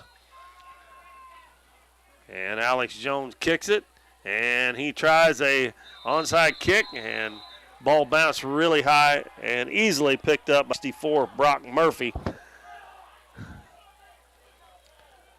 I mean, you can see the Dons doing that down so big here, but it sure gives, if it doesn't work, it sure gives Portageville awful good field position to start off with. They're 1 second off the clock, and they're already at their own 49-yard line. That just did not take a very good bounce for the Dons. It took a big high bounce, and those are easy to field. The ones you want to do is where they bounce about 3 or 4 times when they go the 10 yards, and you got a better chance of getting them, but it never worked. And a handoff to Hickenbottom over the right side. Nice tackle there. And that is going to be numbers 76 for the Dons. And that is Dominic Carr. They only picked up 2. That was one of the better defensive plays the Dons have made against their run game, because they have just run it up and down the field with Hickenbottom and Brody Warren and also number 11, Parker Laws. They've all been in on it. Handoff up the middle. Nope, it's fake handoff, and a great play again. And again, this one's going to be number 88 for the Dons, and that is Brody Limbaugh. And that was a 2-yard loss, so that pushes them back to the original line of scrimmage, and it'll be 3rd and 10. And I tell you what, Max Warren is really good with that ball. Of course, I'm sitting up here a pretty good ways away, but he does a good job of hiding that ball when he fakes the handoffs and keeps it himself. But the Dons weren't fooled that time, at least Brody Limbaugh wasn't. 3rd and 10. Then a handoff, and breaking tackles again. And there goes Laws down the right side, and he's going to take it down, cut back to the center of the field, and he's drugged down at the 10-yard line. On a 3rd and 10, he picks up 41 yards. And the Dons are just not able to tackle him. They are just not able to get him on the ground. And it looks like we've got a flag down the field at about the 32-yard line. There may be a hold, and if it's from right there, they might not even have a first down. Wow, they're moving it back like 15 yards. I didn't see the call by the official, but that had to be a chop block or a personal foul or something to move it back 15 yards. So it's still 3rd down, but it's only about 5 yards now for a first down. But that was a break for the Dons for sure. No, 3rd and 5.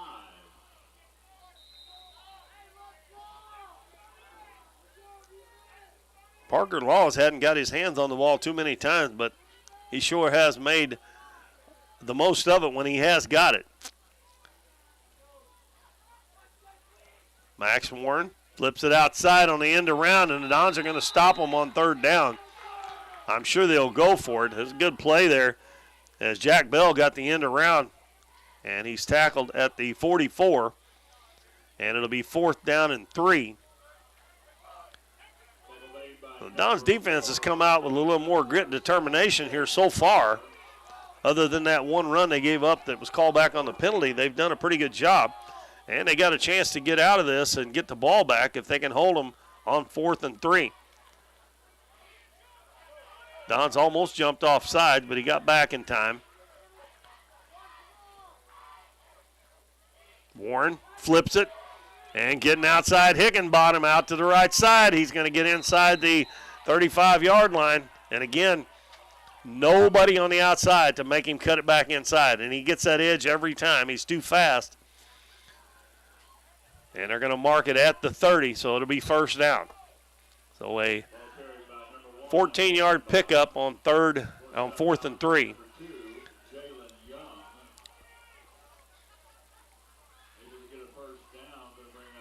Portageville hadn't got a lot of passing yards. They've got a couple of pretty long touchdown passes, but most of their damage has been done on the ground, and the Dons just haven't been able to stop them. Pass out to the flat, and the Dons missed a tackle again, and they're going to get a little bit of yardage when they could have had a 2-yard loss. They're going to mark it at the 27-yard line. Well, that'd be a pickup of 3, but Don's missed a tackle. He would have lost about 2 yards if he would have made the tackle, but instead he gains 3, makes it 2nd and 7 at the Don's 27-yard line. Warren's been in the shotgun all night long. Takes his snap, and he hands it off to Hickenbottom. And he's going to get down to about the 22. Going to be a couple yards short of the first down. And even though they're moving the chains here, the Dons have actually done a better job against the run here so far in the third quarter. But Portageville still driving, and they've got a 3rd down and 2 at the 22-yard line.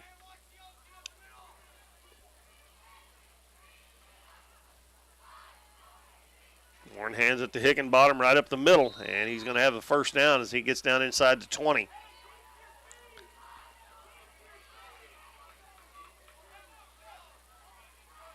They have already run a little over 4 minutes off the clock in this drive here in the third quarter.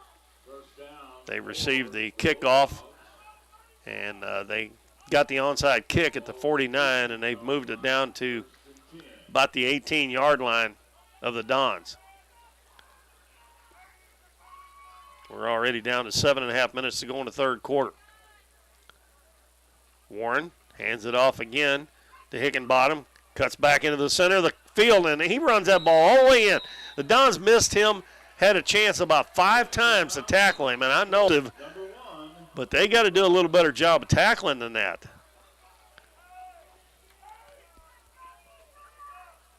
Of course, here I am saying that. I probably couldn't even get a hand on him myself, but that makes it 45-7. And Tanner Hopgood will try the extra point. And that one, I believe, is going to miss. That one's no good, wide right. So with 7:23 to go in the third, it's 45-7 Portageville. We will take a 30-second break and be back after this message. Oh, did you get us switched over to shelter insurance? Actually, I found a deal online. You did? Does your deal come with award-winning customer service? Oh, I'm not sure. Does the deal include a local agent? Doesn't actually say.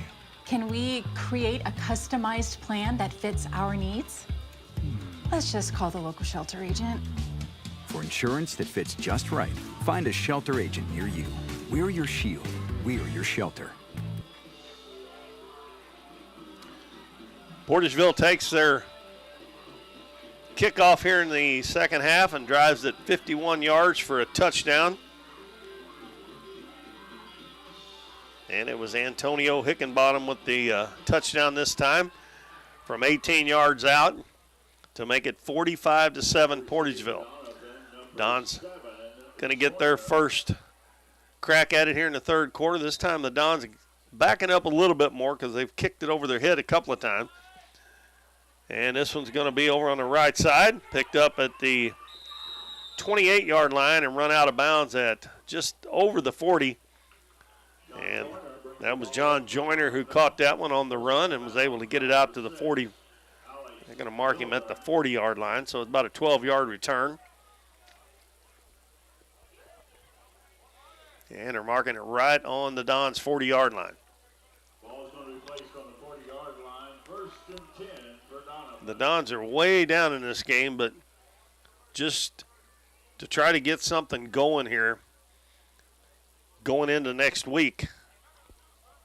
As if they lose this game, they're going to drop under 500. They won a couple of weeks ago and went over 500 at 3-2. And that was the first time they'd been over 500 since the first game of the season. But they lost last week and are in danger of losing here tonight with 2 games left to play in the season before district. And a straight run by the quarterback, Alex Jones, and very little there, if anything. Excuse me, that was Madden Woolridge. He checks out, and Alex Jones comes in. Both of those guys is limping. Both of them have been down on the field a couple of times, or each one of them at least once tonight. But they gritted it out and come back in the game. Jones in at quarterback now. Fakes to the left, runs to the right, and he's going to get about 3. Bring up 3rd and 7 at the 43-yard line. Number 12, Alex Jones, carrying for Doniphan. Tackled by number 11, Parker Laws. Going to bring up 3rd and 7. Ball on the 6:15 to go in the third quarter. 38-point lead for Portageville. And I said this 2 or 3 times in the first half. I really didn't see this coming. I thought this would be a very competitive game, but it went downhill in a hurry from the opening kickoff. Jones fumbles the snap, and his wobbly pass may have got tipped and made it wobbly like that, but when he fumbled the snap, that kind of messed things up. Number 72, Cruz Navarro, I think was the center there, and he's patting himself on the chest saying that was my fault. Bad snap. And even back in their own territory, it looks like the Dons are going to go for it.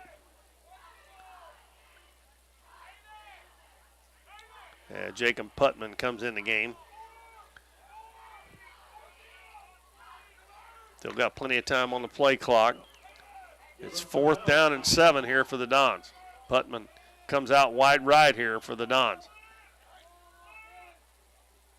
They get it to him at the 50, and he's going to get the first down. Nice job there by Putman as he drove number 3, the quarterback Jack Bell, down the field and then cut it out to the outside and was wide open. So one of the few first downs the Dons have got tonight.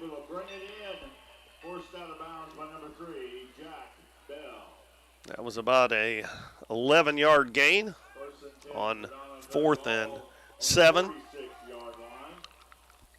in Portageville territory at the 46.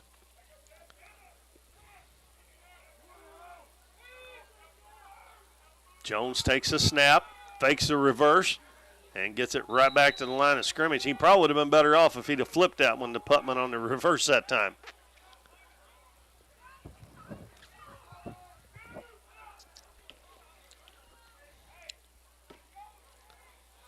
And now Jones comes limping off the field again. And it's the same knee, the left there, something on the left leg. Hopefully it's just a cramp. As cool as it is tonight, you wouldn't have thought they were cramping up much, but that may be what it is. But that is the same leg that they helped him off the field with earlier. 2nd down and 10. Ball still at the 46-yard line. Woolridge takes it himself. Gets a little bit of a hole, but it closes real quick. And he's going to pick up 2 down to the 44-yard line. That'll bring up another 3rd down and about 8.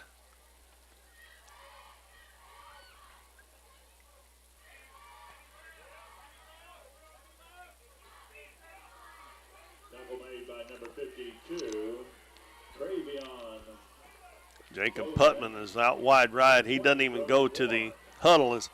He must know the play calls from coach because he didn't even go to the huddle to get it. Wooldridge almost got him to jump offside there with a hard count. Wooldridge looking over to Coach Hampton, and he's going to call a timeout with 3:10 to go in the third quarter. Don's moving it a little bit here. They've got one first down, and the way the first half went, that's a pretty big achievement because they did not get very many in the first half. Remind everybody, next week we'll be back here and the following week as well. Next week, Granite City, Illinois will be here to take on the Dons. Tomorrow, Saturday, October 11th, Doniphan will be hosting Malden. There'll be two games with the third and fourth graders starting their game at 11 a.m. By the way, I guess I can tell you, if you didn't stay and watch, or didn't keep on watching at halftime for the homecoming queen, a freshman, Hadley Elliott, was crowned the homecoming queen here for 2025 for Doniphan football. Hadley Elliott. Third down and 8. Dons bunch it up again. All the guys over on the line. Lobbed up in the air and almost intercepted there by Bell. And basically just throwing that up for grabs. And Putman was not able to get it. So the Dons will surely go for it here on 4th down and 8.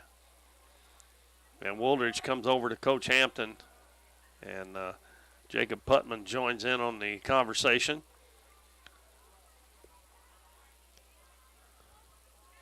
Two minutes and 35 seconds to go in the third quarter. Right now it's a 38-point lead, and it looks like that we're going to have a running clock in the fourth quarter, at least for part of it anyway. This time they fake the end around, and Wooldridge is wide open down to the 30, 25, and around the 20-yard line. He is knocked out of bounds. And they tried to run that play a while ago, and it didn't work, and now there's a flag comes in late. Now, hopefully, one of the Dons didn't do something silly there because they get a lot of silly penalties after a big gain. Let's see what they're going to call here. I can't even find there's the referee. See which way they're going to mark this off.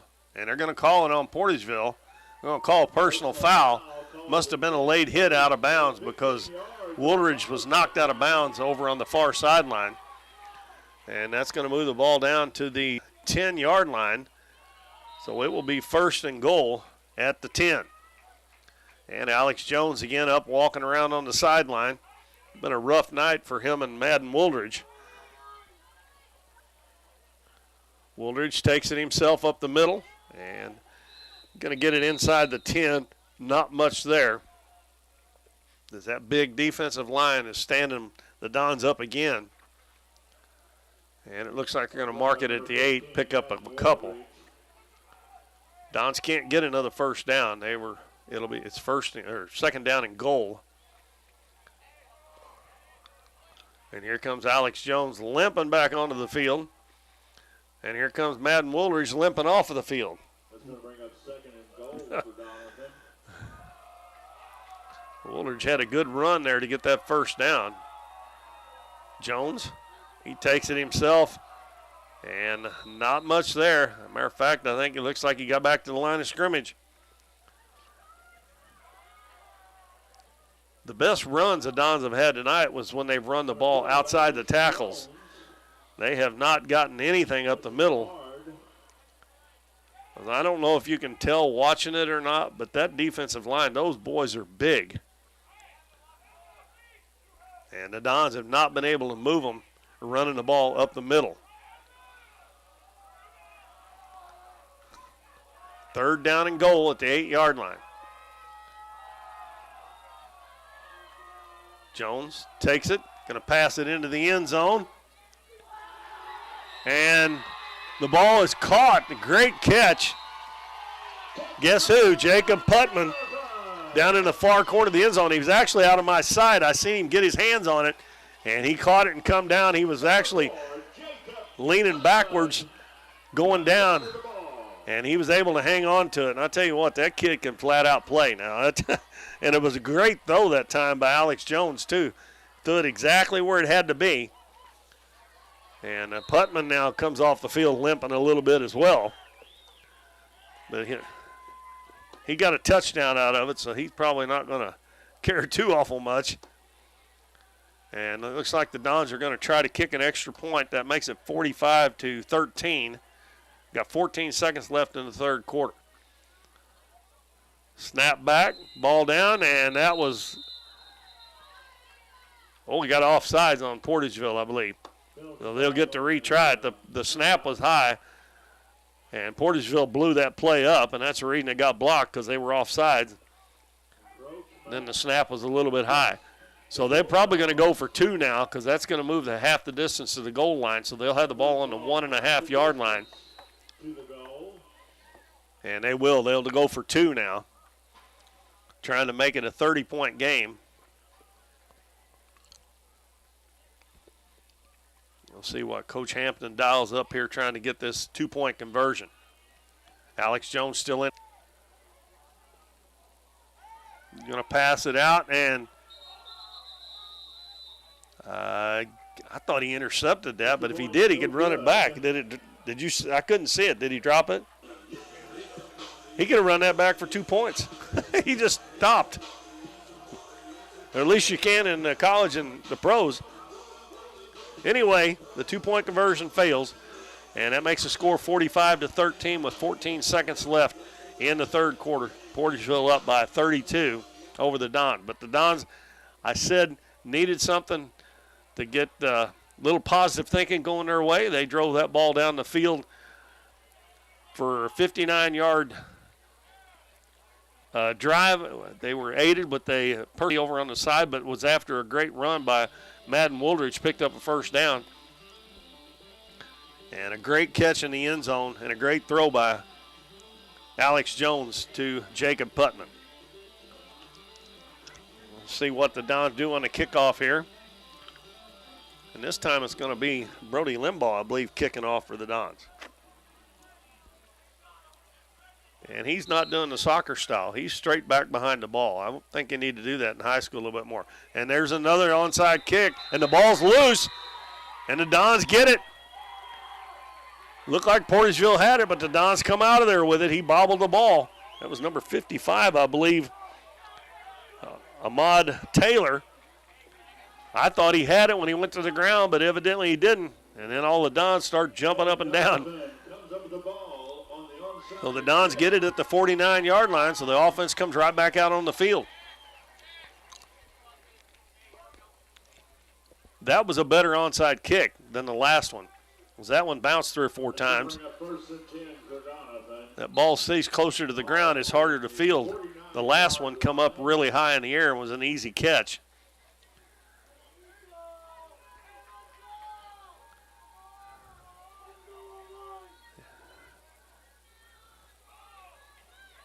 A fake end around and a nice run as the Dons going to get it down close to the 40-yard line. Madden Woolridge faked the reverse. And I tell you what, that play works pretty good. I think I would run that more often, and then every once in a while go ahead and reverse it.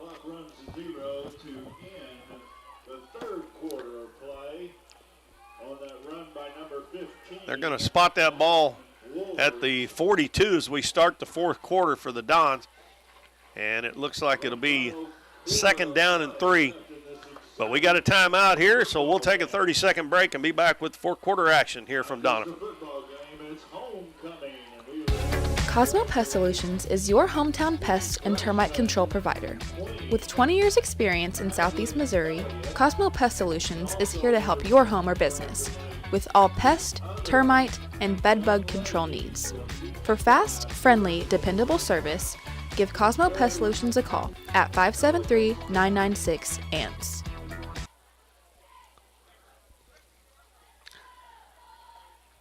Back here as we get ready to start the fourth quarter. The Dons trail 45-13, but they just got a touchdown pass from Alex Jones to Jacob Putman. 2-point conversion failed, And then on the ensuing kickoff, the Dons kicked the onside kick and was able to recover it. And the first play, they gained 7 yards on a quarterback run by Madden Wooldridge, and the Dons now will have it. And they'll be going from right to left here in the fourth quarter, and they've got a 2nd down and 3 at Portageville's 42-yard line. And it looks like Madden Wooldridge is back in there at quarterback. Alex Jones sitting down here in front of me on the bench now.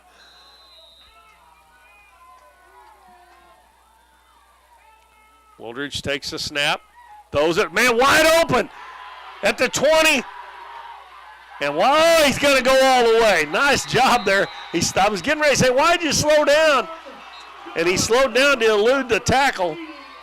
And that is Brody Limbaugh with a 42-yard touchdown catch from Madden Wooldridge to make it 45-19 now. As I said earlier, even if the Dons can't come back and win this game, this should give them a bit of momentum and a little bit of hope going into the next week's game. They're going to go for 2 again. Wooldridge in there at quarterback, a low snap, fakes the end around and runs it in for a 2-point conversion. That play's worked almost every time.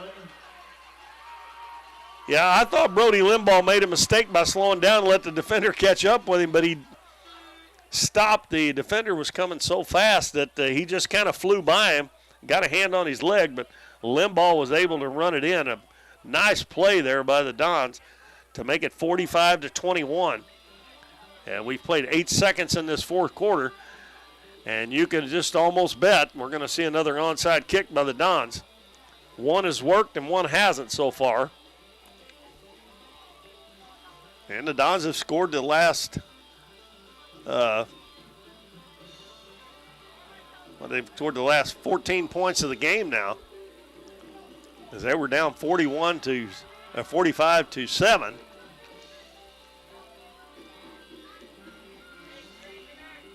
And it looks like it may be Limbaugh kicking off again, and he's the one that kicked the last onside kick. And Portageville looking for that onside kick. Even though all the guys they got up front are all big guys, and usually they have some good hands people up there. Guys got to let it go 10 yards. And they did, and it's loose again.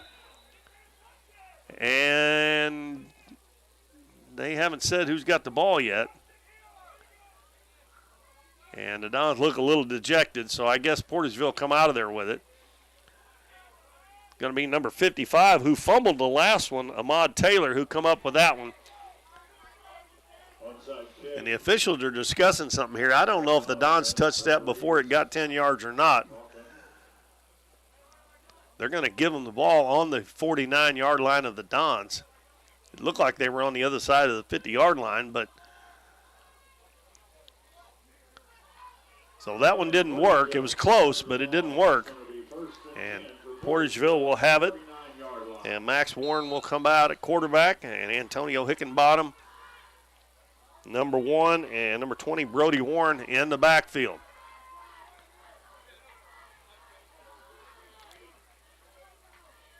Warren hands it off to Hickenbottom. Cuts over to the left side, cuts to the outside, still on his feet, gets inside and is tackled down at the 25-yard line.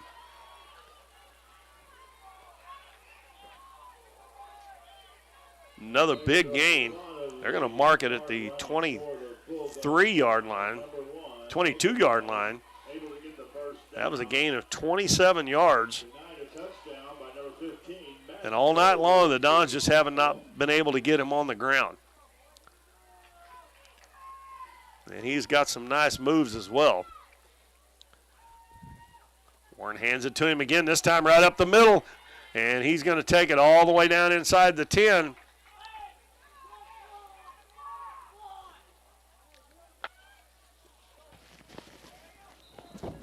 Number 8, James Shawley carrying the ball, tackled by number 24, Zane Hinton. And let's see, they're going to mark that ball. Yeah, looks like at the 5-yard line maybe. We got a timeout with 10:52 to go. So in 2 plays, they've went from the 49 to around the 5-yard line. And it'll be 1st and goal for the Bulldogs.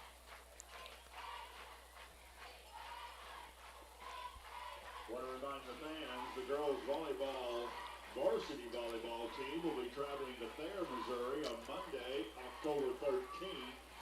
The away game starts at 5:30 p.m. at Thayer. I'm not sure who called that timeout or if it was a official timeout.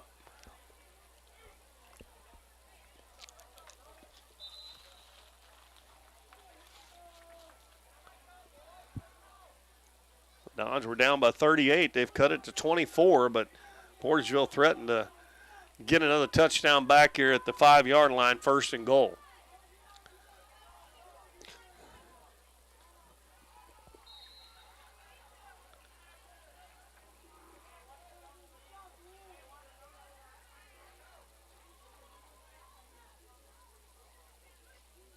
Bad snap, and it's picked up by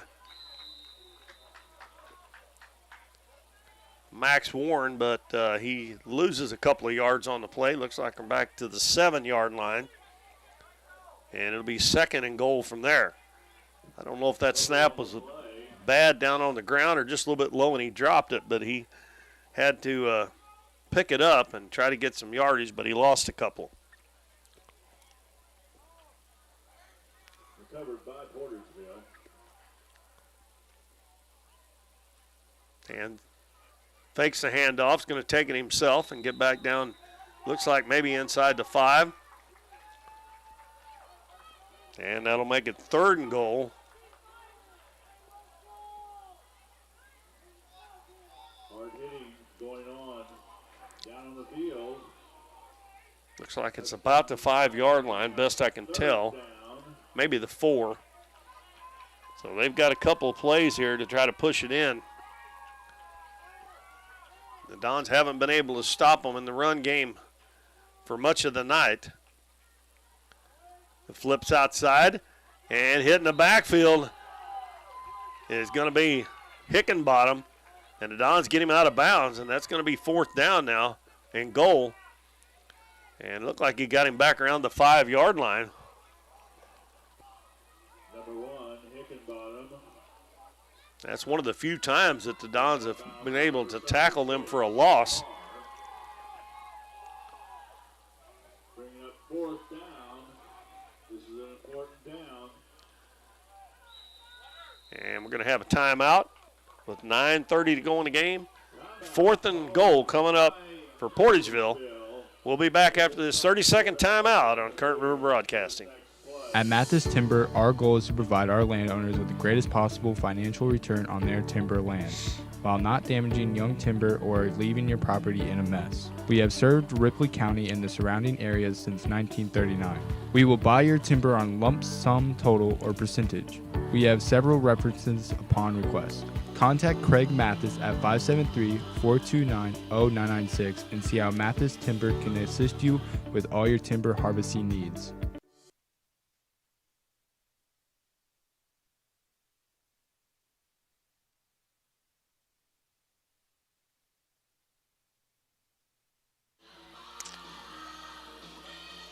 Portageville looking at a 4th and goal from the 5-yard line, and they will go for it. Don's got a big play there on defense. Loss of 2 on that last play, and we'll see if they can keep them out of the end zone on 4th down. And a handoff up the middle and breaking tackles and getting down, and they say he's in the end zone. And Hickenbottom scores another touchdown.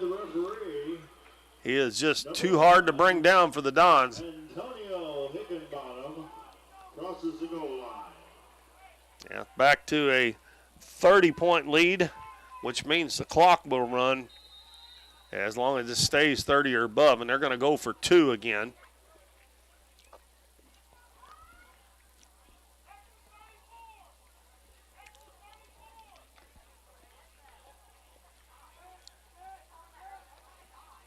Play clock down under 10 now. And Warren still, they just barely get it off. And they give it to Hickenbottom, and there's a flag thrown. They give him the score, but that's probably going to be a holding call on the wide receiver.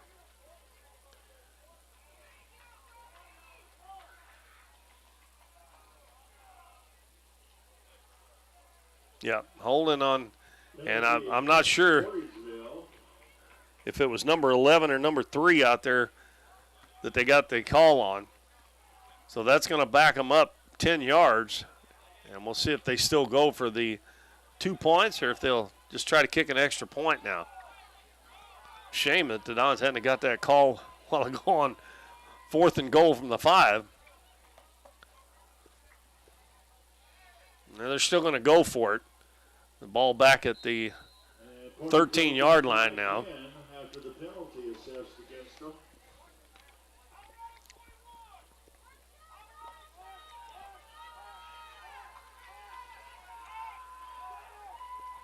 All night long, Portageville's not gone in the huddle. They've got those little pads on their arms, and they get the play from the bench. And dropping back to pass, throw down into the end zone, and they get it. A 13-yard 2-point conversion there. And it's going to be Jack Bell again with the catch. That makes it 53-21 now with 9:21 to go in the game. As I said a while ago, that 30-point lead in the fourth quarter. The clock will run continuously. Once we start back play, it's dead stopped right now because of the kickoff coming up. The Dons have looked good on offense here in this second half, especially the last 2 times. Well, I guess they've only had the ball twice here this half, and they've scored both times. The only thing you can do is try to keep it rolling on offense and make this score the best you can, and hopefully that will carry over to next week. And doing the kicking for Portageville, number 7, Max Warren, back to receive for Doniphan. Number 7, John Joyner, and number 8, Jack Wellington.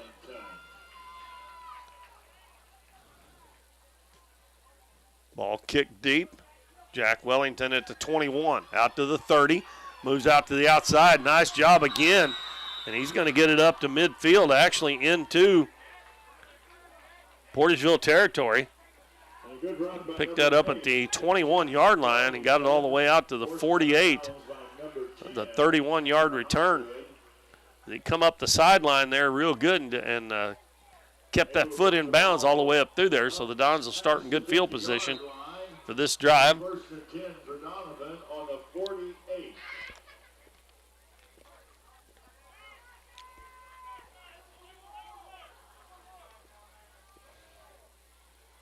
Madden Woolridge in at quarterback.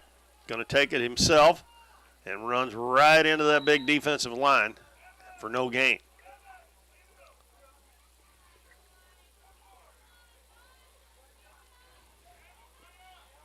The Dons have done well with the quarterback getting out and either faking the reverse or giving it on the reverse, and they've got some yards here in the second half like that. But they have got absolutely nothing running the ball inside the hash marks up the middle from tackle to tackle. They've got nothing.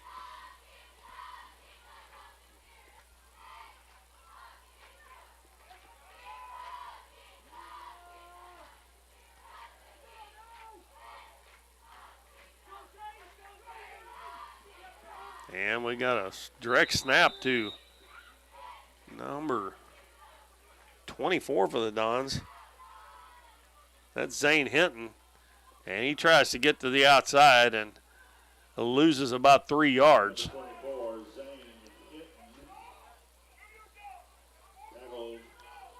Jacob Putman on the sidelines here.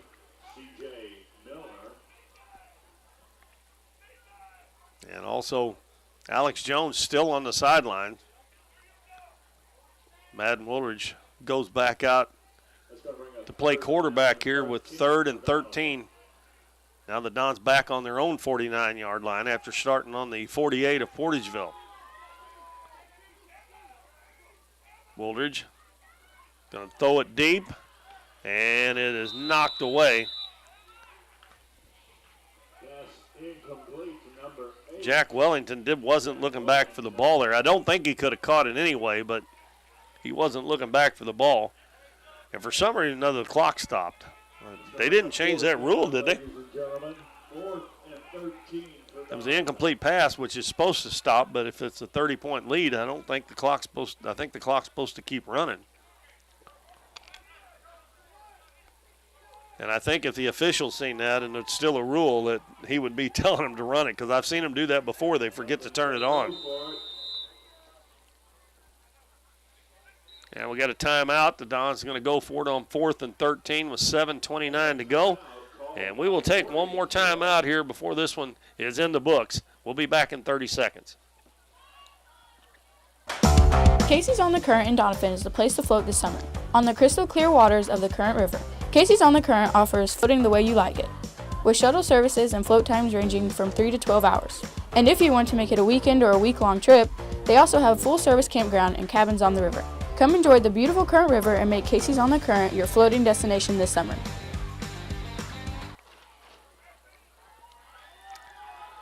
Don's going to go for it on 4th. And let's see if we got Putnam back out on the field. He had been in there on any of the first couple plays in this drive. Don's got a long way to go for a first down. Woolridge throws it in the middle and incomplete, trying to hit Putnam on a slant pattern there. And that will turn it over on downs for, I believe that is the 4th or 5th time tonight the Dons have turned it over on downs. Well, Portageville will take over on the Dons' 49-yard line. And again, the clock stopped again. I just don't think the officials have noticed that, or they would be. Maybe it stops on the change of possession, maybe. But I don't think it's been running.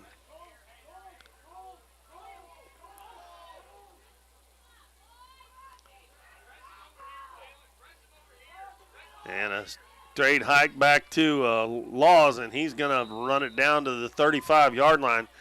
And that is another big, strong boy for Portageville, Parker Laws.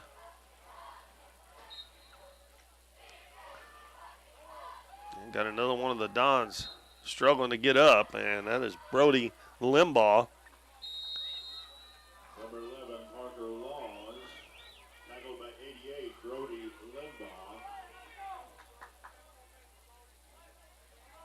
Limbaugh. Limbaugh's going to stay in there. I thought the official might blow the whistle, make him go out, but they didn't do it. And again, they've got Laws at quarterback here.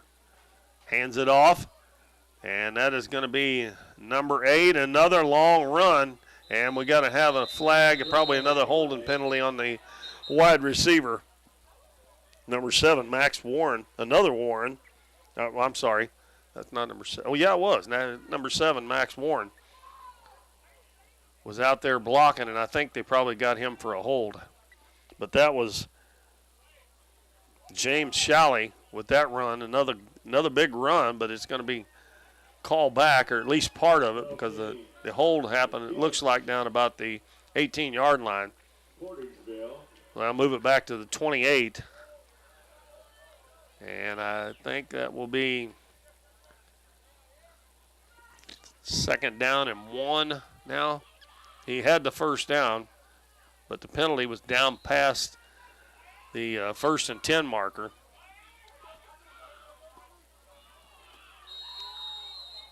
Holding call against Portageville. 2nd down and 1.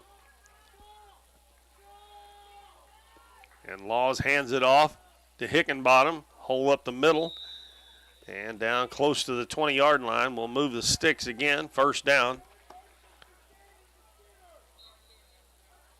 Number 1, And he'll mark it just outside the 20-yard line of the Dons.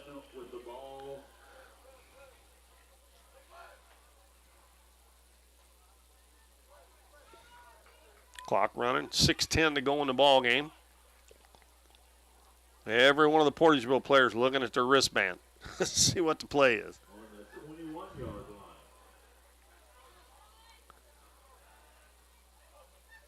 Law's going to take it himself up the middle, jumps over the players on the ground, and he still is not brought down. Finally, brought down by number 24, Zane Hinton of the Dons. But they called him down before that last spot there. They got him at the 19. So 2nd and 8, pick up a 2.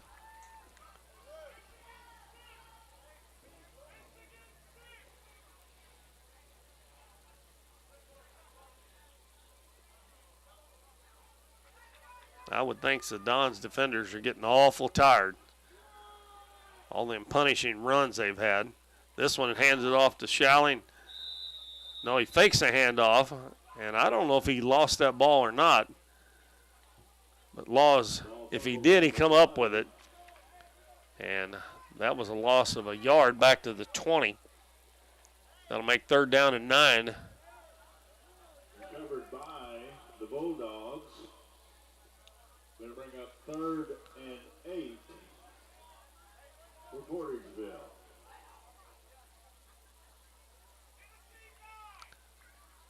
They still have Max Warren, number 7, the quarterback, in there, but he's playing wide receiver right now.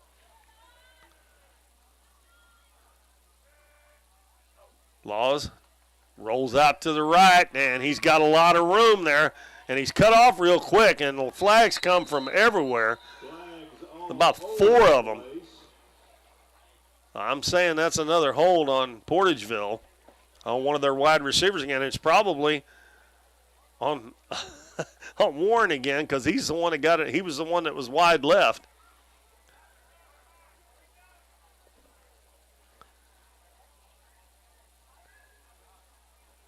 He's probably saying, Coach, put me back in at quarterback there. And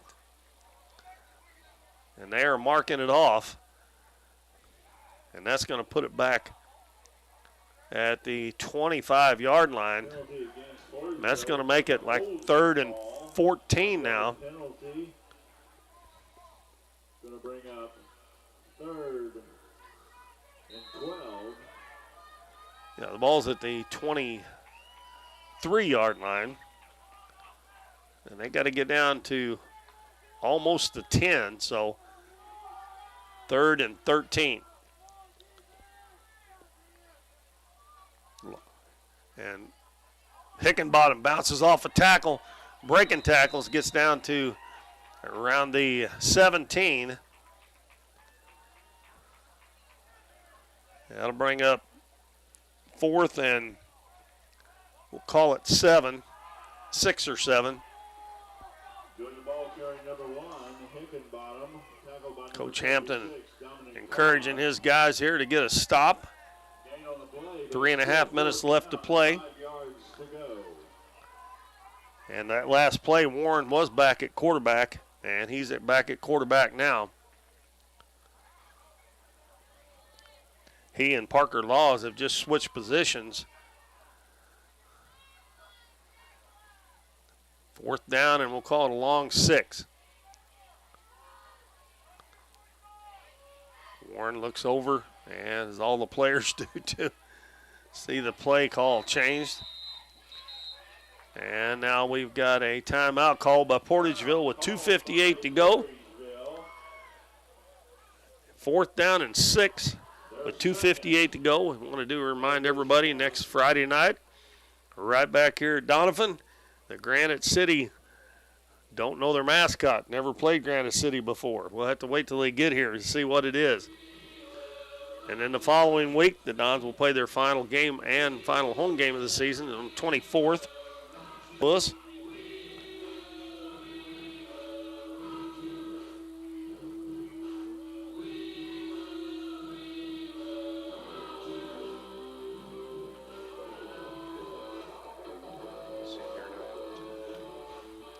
And next week is also going to be senior night. And the Dons, I believe, have 7 or 8 seniors. It's 7, I believe, isn't it? That will be honored next week. And back to the game, 2:58 to go. It's 53-21 Portageville. They have a 4th down and 6 coming up here. Don's trying to get a stop, keep them from putting any more points on the board. Warren takes a snap, rolls out to the right side, throws it, and the man wide open, and he led him too far, and he was wide open. And Jalen Young for the Dons there was just thanking his lucky stars that that was not a good pass because he was wide open. And the Dons will finally get one on a turnover at downs. I think that's the first time Portageville's turned it over on downs tonight. So 2 minutes and 43 seconds left now. Dons have the football. And they have it at the 17-yard line.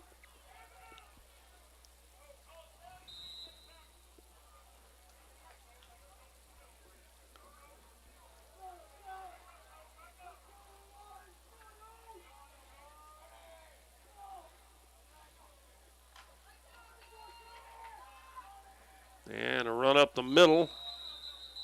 And that is Madden Woolridge, and he is stopped at the 18 for a gain of 1. And I don't believe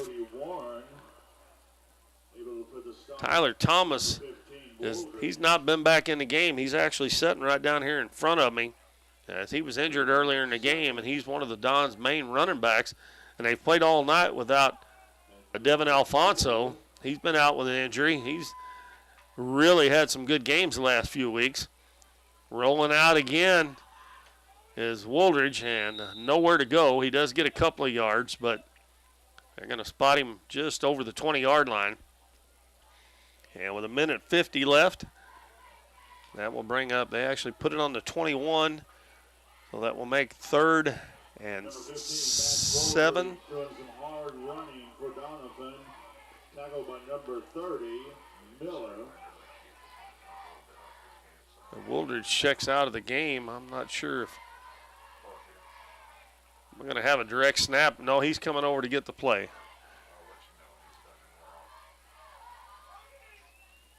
Still plenty of time on the play clock.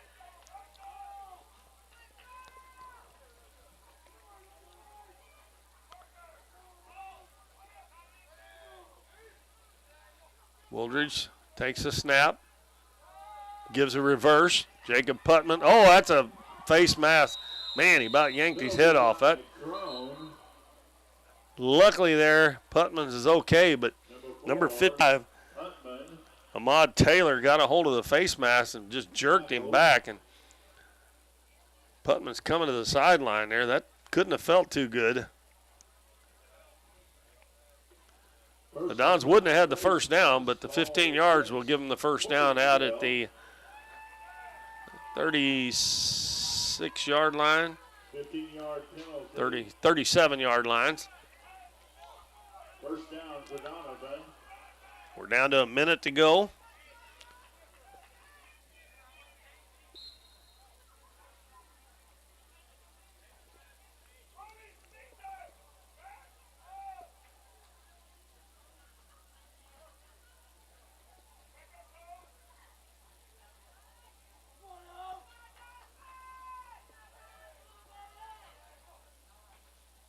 Woolridge, direct snap, runs it up the middle, and got them feet churning, gets it up to the about 42-yard line.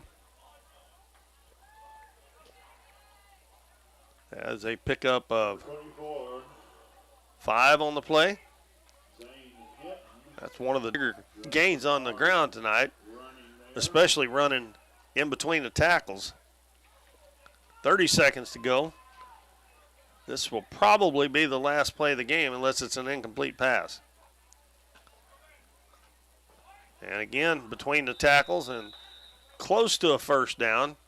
They're going to say it is. Ball at the 47-yard line.